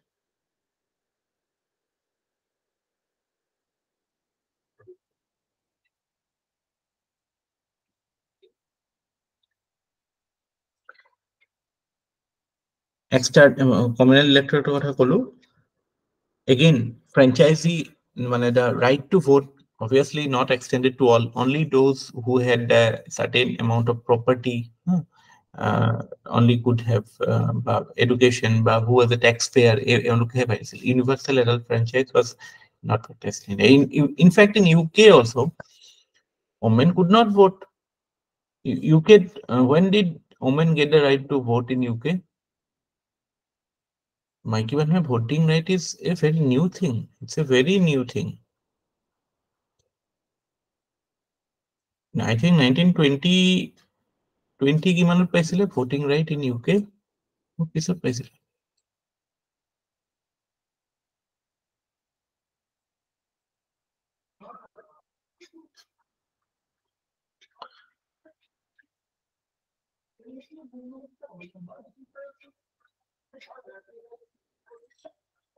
Next important thing is that it created something called an office called High Commissioner for India.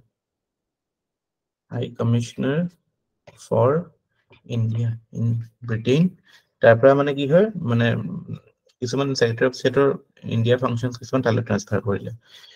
Etiao আমাৰ যেতিয়া Commonwealth countries মানে আগতে যিবিলাক British colony আছিলে সেইবিলাকত যিমান Indian ambassador থাকে তেওঁলোকক এম্বেচাডাৰ বুলি নকয় ন হাই কমিশনাৰ বুলি কয়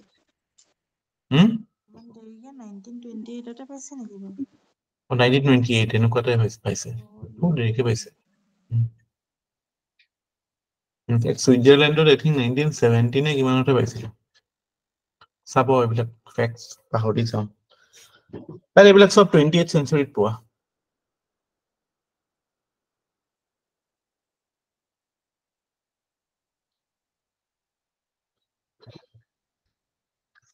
Pratham, again, another important development of Government of India Act 1919 was the establishment of, or you can say, creation of establishment of Public Service Commission.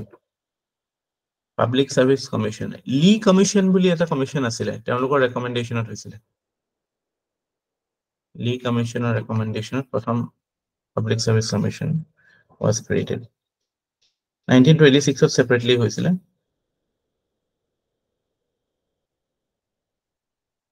Sir, Lee Commission লিখিছে sir? Lee Commission. Lee. Bradley নহয় আৰু Lee লাগে আৰু it had a provision that 10 বছৰৰ পিছত এটা commission form হ'ব to look into the working of this act. That commission was famously known as the Simon Commission. That provision 1919 Actতে আছে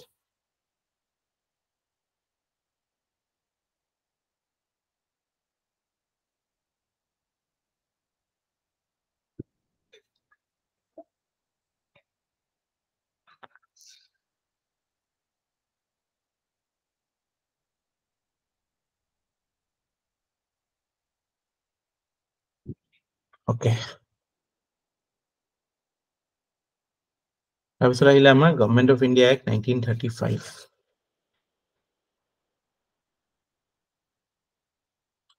Government of India Act 1935 again the context is many civil disobedience movement round table conference in Britain domestic international বহুত activity হৈছিলে world economy was at a crisis great depression হৈছিলে so British was under stress এনেকুৱা এটা contextত they had to create this Government of India Act 1935 so what was the most significant fact of Government of India Act 1935 1909 আটাইতকৈ important but মানে যেটো keyword হৈছে separate electorate 1919 ত আছে provincial diarchy আৰু 1935 ৰ হৈছে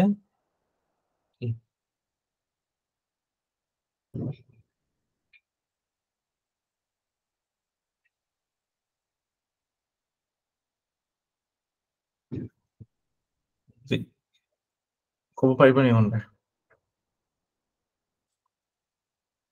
What was the intended big idea of the act?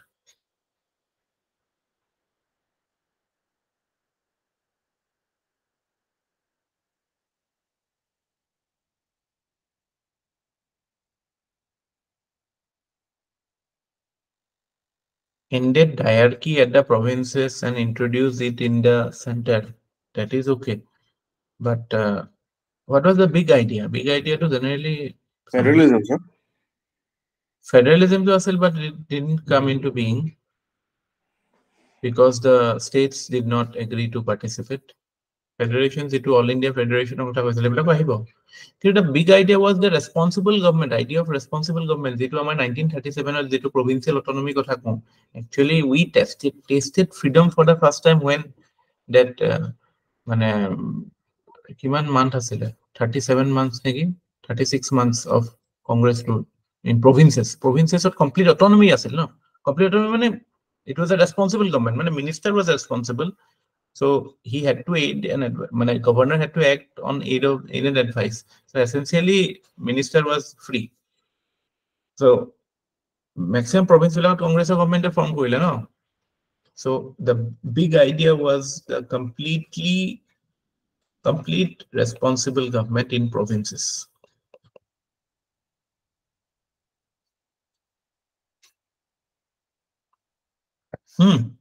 This was the big idea. Your culmination to hoisile the kiman month asile 36 month na 30 amar Bipin Chandra khonote bar dhuniya ke ase chapter hoise ni kon by Bipin Chandra India struggle for independence মই পঢ়িছিলো 36 or 28 months sorry 28 month 28 28 mah Congress rule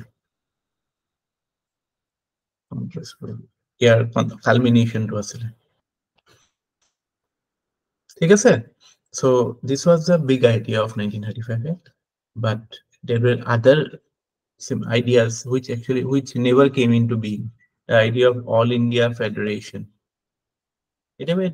why the idea of all India federation did not materialize it was because the princely states did not join it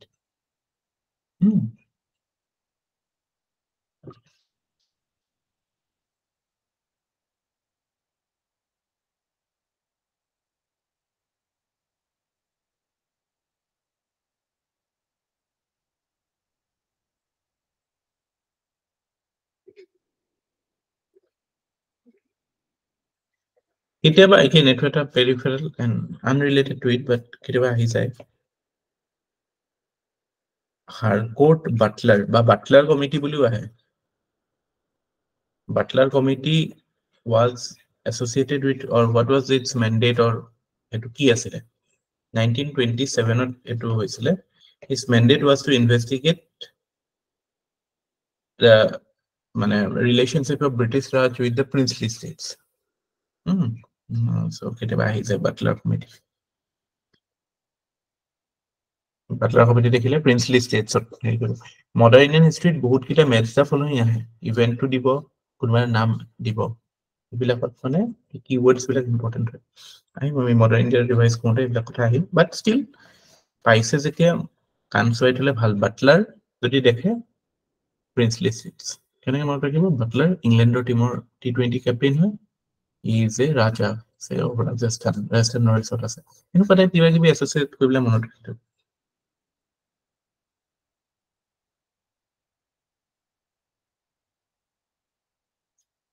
Sir, এটা 20 কি লিখিলে of Congress rule? 28 months. 28 মাহ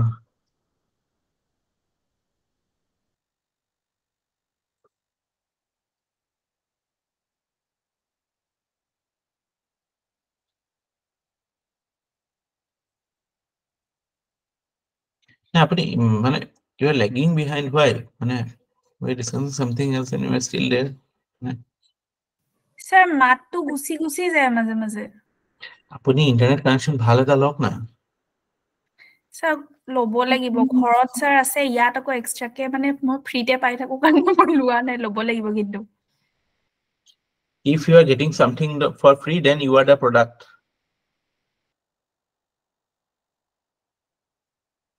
হয় না এবিলাকত যদি free হয় তেল দিগদাৰ লাগে ইন্টাৰনেট কানেকশন ভাল লাগে আৰু নহলে হেৰি কৰক জিঅ নাই নেকি জিঅ মোবাইলতো ভাল হয় স্যাৰ মোবাইলত চাবলৈ অকমান দিগদাৰ কাৰণে ল্যাপটপৰ লগত কানেকশন মানে ল্যাপটপত চাওঁ মই ক্লাছটো ইন্টাৰনেটটো ক'ৰ পৰা লয় ওয়াইফাই স্যাৰ ওয়াইফাইটো মানে নাপায় কেনে কি ভালকে স্যাৰ এইকেইদিনহে কিবা প্ৰব্লেম দিছে কিবা মানে জিঅ' বা এয়াৰটেল নহয় এইটো কিবা বেলেগ ওয়াইফাই হয় কিবা বিএসএনএল চাগে জানো স্যার কি হয় মই মানে টেকনিক্যালি নাজানো কিবা হয় ৰেল ওয়্যাৰ নে কিবা এটা বুলি দিয়া আছে আৰু কিবা হয়তো বিএসএনএলৰ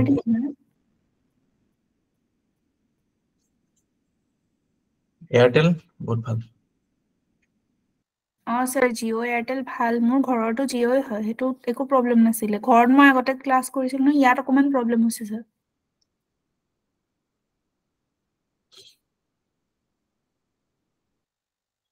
ওকে হাৰ্ডকোড বাটলাৰ হৈ গ'ল এইটো কথা মানে ইনডাইৰেক্টলি কথাটো আমি আলোচনা কৰিলো তাৰপিছত আহিলে যে the idea of federation এইটো আছিলে যে divided the list যিটো আমি হেৰিয়টো 1919 দেখিছিলো যে subjects বিলাক provincial আৰু central subjects হলে কৰিছিল ইয়াতে যেনিবা clearly provincial central আৰু concurrent আৰু residual এই গুটি কিটা কথাই আছে residual powerটো তেতিয়া ক'ত দিছিলে এতিয়াতো আমাৰ residual power কাৰ তাত থাকে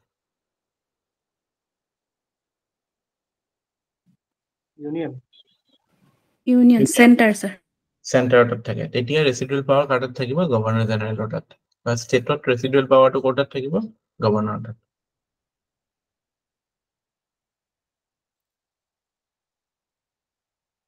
diarchy was abolished in the provinces and it sought to be introduced in center but it never materialized because central federation from central height নহলে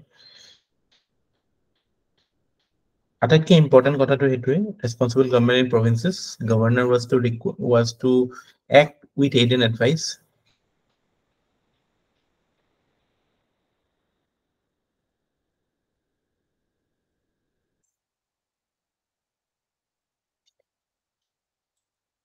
state বিলাকতো কিছুমান ষ্টেটত মানে কিছুমান প্ৰভিন্সত the idea of bicameralism started মানে bicameralism in certain states ইমান important provision নহয় কাৰণ এতিয়াও এইটো মানে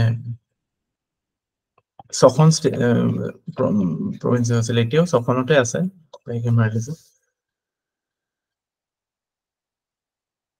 এইটোতো কৈছোৱে যে extended the separate electorates আৰু এইটো সময়তে আমাৰ গান্ধীয়ে ইয়াৰৱাডা জেলত first time to date which মানে তাৰ consequently মানে original idea was McDonald or communal award মানে কি Hindu votes will be divided basically there will be separate electorate for the depressed classes এটো নকৰিবলে ইয়াৰৱাডা জেলত মহাত্মা গান্ধীয়ে ফাৰ্ষ্ট টাইম টু ডেট কৰিলে তেতিয়া বিআৰ আম্বেদকাৰে গৈ পেলাই কি কৰিলে পুনা পেক্ট কৰিলে যে ওকে ডিপ্ৰেস ক্লাছৰ কাৰণে we do not need reservation we do not need separate electorate reservation will be okay so that was the accepted model so ইয়াতে যেটো ডিপ্ৰেস ক্লাছেছৰ কাৰণে separate electorate কথা কৈছে হেতু materialize নহল actually because of Pune Pact so separate electorate they were happy, reservation they were happy but separate electorate was extended to women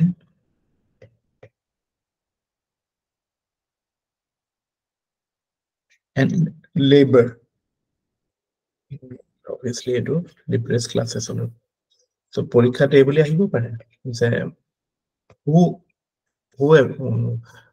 which class of people were given separate electorates under 1935 act so that is only 1 2 3 d 1 and 2 2 and 3 1 3 so guti kinta আমি গম পালো 1909 ত separate electorate only for muslims 1919 to separate electorate was extended to Sikh Anglo-Indians Indian Christians and Europeans and 1935 it was extended to accommodate depressed classes women and workers clear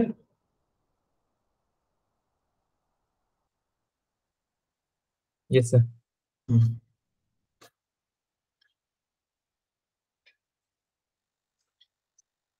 Another, again, it is an administrative change, not directly impacting India. Zero Council of India, zero Secretary of State or Council, 1858 Act create করেছিল, হেতু abolish করা হলে। তার উপরেও আমি একটু আলোচনা করিছি এটু পিরিয়ডত ইকোনমিত ইন্ডিয়ান ইকোনমিত কি চেঞ্জ হয়েছিল?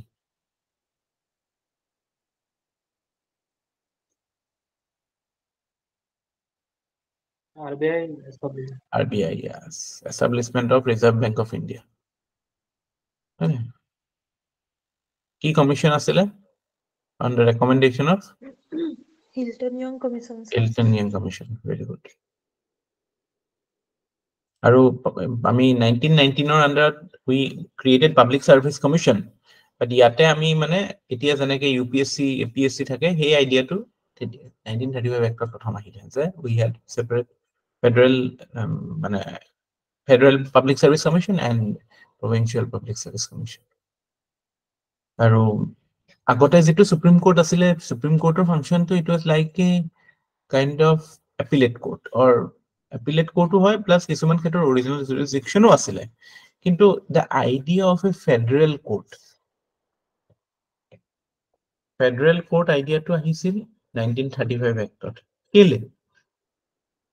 কেলে ফেডারেল কোর্টের আইডিয়া টু 1935 এক্টত আহিছিল আইডিয়া পিছত 1937 ত এসেম্বলি হল মোৰ প্ৰশ্নটো একচুয়ালি এটো হৈছে যেতিয়া আমি সুপ্ৰিম কোৰ্টক ফেডাৰেল কোৰ্ট বুলি কওঁ what does it imply কোনোবা ক'ব পাৰিব নেকি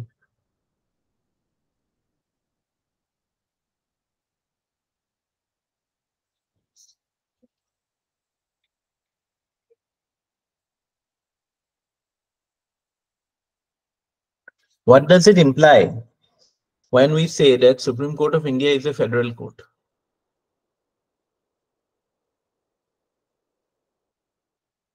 So is it because it is the highest court of appeal? No. So provinces pura major issues pura resolve kora kare. Yes, federal court মানে এটো because তাৰ আগতে ফেডাৰেলিজমৰ কথাটো নাছিল ন 35 এক্টতে ফেডাৰেলিজমৰ কথাটো আহিছে যেতিয়া আমি দুটা এন্টিটি ক্ৰিয়েট কৰিছো যে there will be a separate মানে a scheme of federation যে সেন্টার থাকিব বেলেগে স্টেটত বেলেগে থাকিব so disputes বিলাক resolution কাৰণে central state dispute resolution কাৰণে we have a court in that capacity Supreme Court is called as federal court এতিয়াও আছে ন যেটো আমাৰ 131 ত original jurisdiction তাতে প্ৰথম কথাটো এটোই আছে ন it is the prime arbitrator of central state or state disputes so that is what federal court essentially means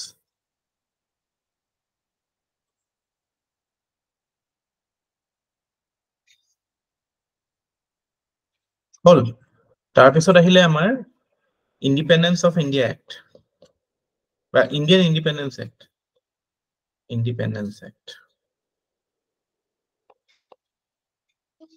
1947 so what was the defining idea of this defining idea was that it ended the British rule actually this was the last act of British Parliament passed for India আগৰ এবিলাক যে pass হৈছে code pass হৈছে government of India act Indian council act all were passed in British Parliament for India the Britishers were making the law for India but here it ended British rule in India and declared India as the independent and sovereign state so সেটো প্ৰথম কথা কৰিলে যে it ended British rule but ইয়াতকেও ডাঙৰ যেটো actually কৰিব নালাগিছিল but legitimize কৰিলে the partition of India to legitimize কৰিলে এটো act so it was a legislative act it accepted the partition of India এটো free India decide to দিব লাগিছিল but again it was accepted by both the countries at that point both the leadership group to বেলেগ হৈ গল ন পাকিস্তানৰ কাৰণে বেলেগ হৈ গল ইন্ডিয়াৰ কাৰণে বেলেগ হৈ গল they accepted it at that moment so they kind of accepted what the Indians accepted এনেকুৱা টাইপ হৈছিল আৰু বাকি ইম্পৰ্টেন্ট একো এনেকুৱা নাই ইয়াতে এটো এক্টত মানে আমাৰ ভাইসৰয়ৰ অফিস এইবিলাক তো obviously it will have no responsibility এইবিলাক লাহে নাই কি হ'ব secretary of state that will go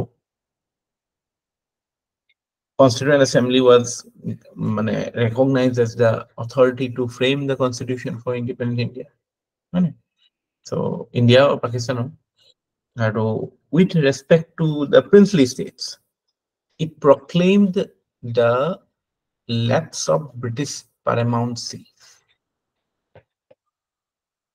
proclaimed the lapse of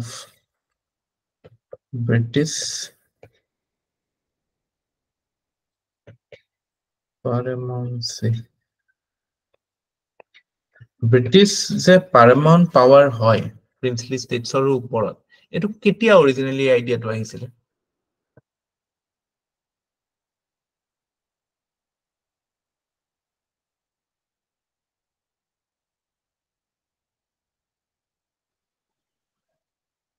Originally, Setia, Queen Elizabeth or Queen of England was declared the Empress of India. Ketia 1878 আছিল নেকি? 1878 আছিল থাকে লিটনৰ টাইমত। তেতিয়াৰ পৰা মানে it was official policy was that মানে all the territories মানে যিখিনি ডাইৰেক্ট ৰুলত নাই princely states বা কিছুমান tribal areas they were to act as the or Britain were to be the paramount power over them মানে সিহঁতৰ ওপৰত এটা suzerain head মানে kind of overall head was Britain but relatively internal matter autonomy ৰাখিছিল য'ত interest আছিল তাততো সোমাই গৈছিল ব্ৰিটিছে সেইবিলাক য'ত মানে they had no commercial interest they didn't intervene they let them be কিন্তু problem arose because once British supremacy ended the said areas because they were not under direct British rule they aspired for independence so in that scenario the role played by Sardar Vallabhbhai Patel was very significant along with VR Kisil secretary কোন আছিল হেৰিৰ কৃষ্ণ মেনন আছিল ন sir Vallabhbhai Patel secretary কোন আছিল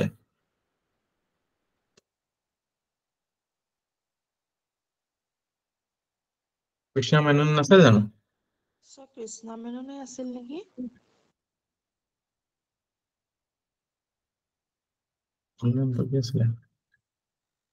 VK Krishna Menon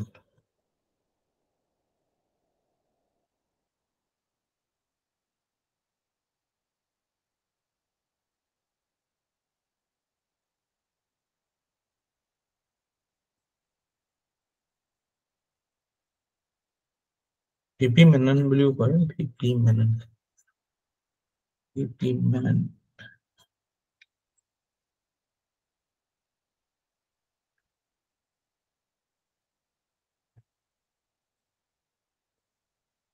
oh no Krishna Menon was different Krishna Menon to foreign service was VP Menon was different Krishna Menon was different VP Menon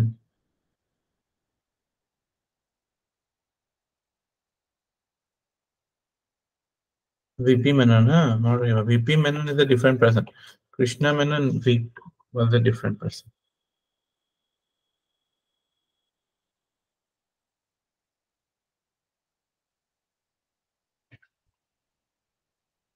VK Krishna Menon was deputy to Nehru in foreign policy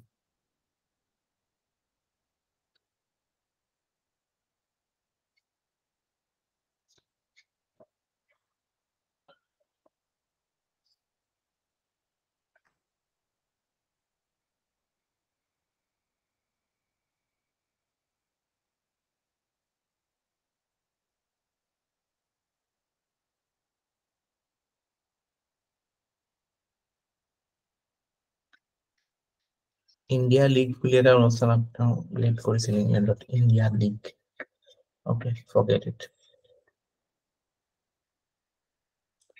so these are the basic things that were given the Indian independence আৰু princely states বিলাকৰ obviously it granted them permission either to or it granted the options for them to either stay independent or to join India or Pakistan ঠিক আছে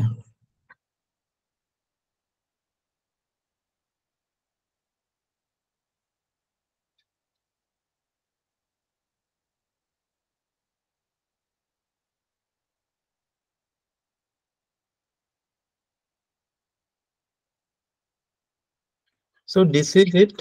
My constitutional history. Pre-constitution, the important legislation আছে. That's it. And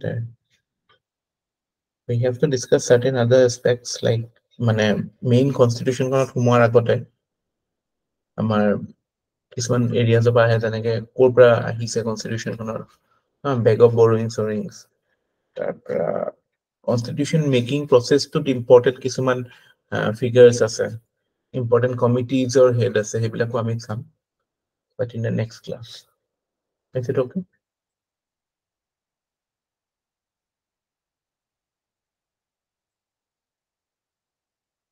Tomorrow we shall start at the same time.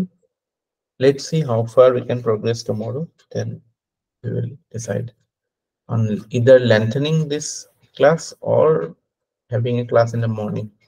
What will you prefer? Having a class in the morning or lengthening this class?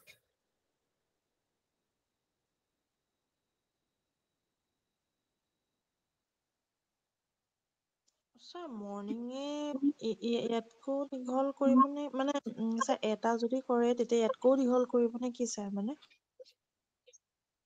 নহয় যদি আমাৰ মানে এটা কৰিলে তেতিয়া ধৰক 4 ঘণ্টামান কৰিব লাগিব যদি হেনেকুৱা হয় নহলে এনেকে যদি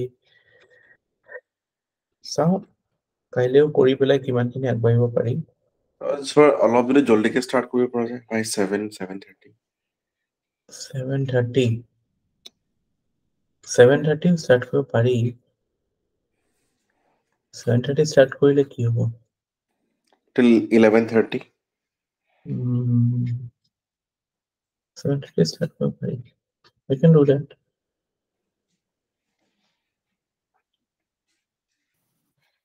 sir 7:30 is okay but sir tatke ag nabঢ়াব মোৰ 5 to 7 class থাকে তো মই তাৰ পিছত আহি প্লে half an hour মই ৰেডি হৈ যাব পাৰিম ক্লাছলে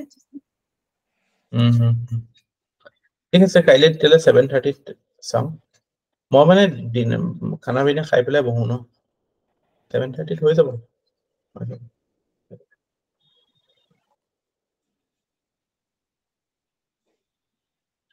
ৰাতিপুৱা কাইলে ট্ৰাই কৰে নেকি 5টা বজাত স্যাৰ কৰিব পাৰি কাইলে পাৰি স্যাৰ কৰিব কেজনৰ প্ৰবলেম পাৰি স্যাৰ কৰিব ৰাতিপুৱা বহি চাওঁচোন ন কেনেকুৱা লাগে ৰাতিপুৱা স্যাৰ মোৰো হেবিটটো ভাল হ'ব মই হাৰে নাপাও নহলে স্যাৰকে শুই থাকো কেনেকে সাৰ নাপায় কাম থাকিলে পঢ়িবলৈ থাকিলেতো সাৰ পাবই ন ৰাতি দেৰি হৈছে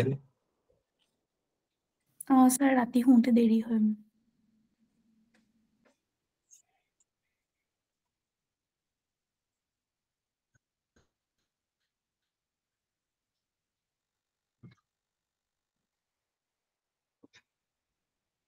কাইলে আমি 7:30 কৰোঁ দিয়ক আবেলি কাইলে 7:30 পৰা ষ্টাৰ্ট কৰোঁ চাওঁ কিমান হয়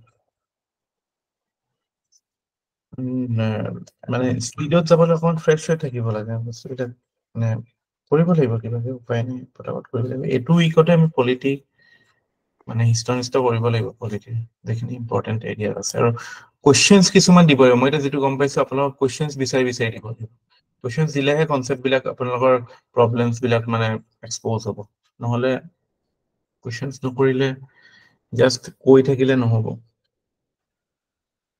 হয় না মানে জেনাৰেল যিবিলাক সবতে আই হেবিলাক নিদিও আৰ্টিকল 21 21 এবিলাকটো এই এনেকুৱা কিছুমান এৰিয়াছ থাকে যেবিলাক কেতিয়াবা আহি যাব পাৰে ইকনমিটো ভাল লাগে এতিয়া কেনেকুৱা কনফিডেন্ট নে ইকনমি লৈ ইকনমিটো ঠিকে নাই এতিয়া পাৰিছে নে সলভ কৰিব এতিয়া আগতকেতো মাছ বেটাৰ আছে মানে কোৱেশ্চনছ বিলাক অলপ ট্ৰাই কৰিবচোন পাইছে এইটো অনলাইন কিবা কিবি কোৱেশ্চনছ বিচাৰিলে স্যাৰ পাৰিছো অলপ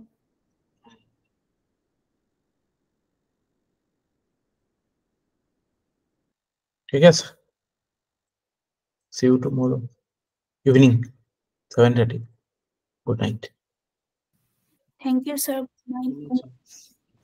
Good night, sir. good night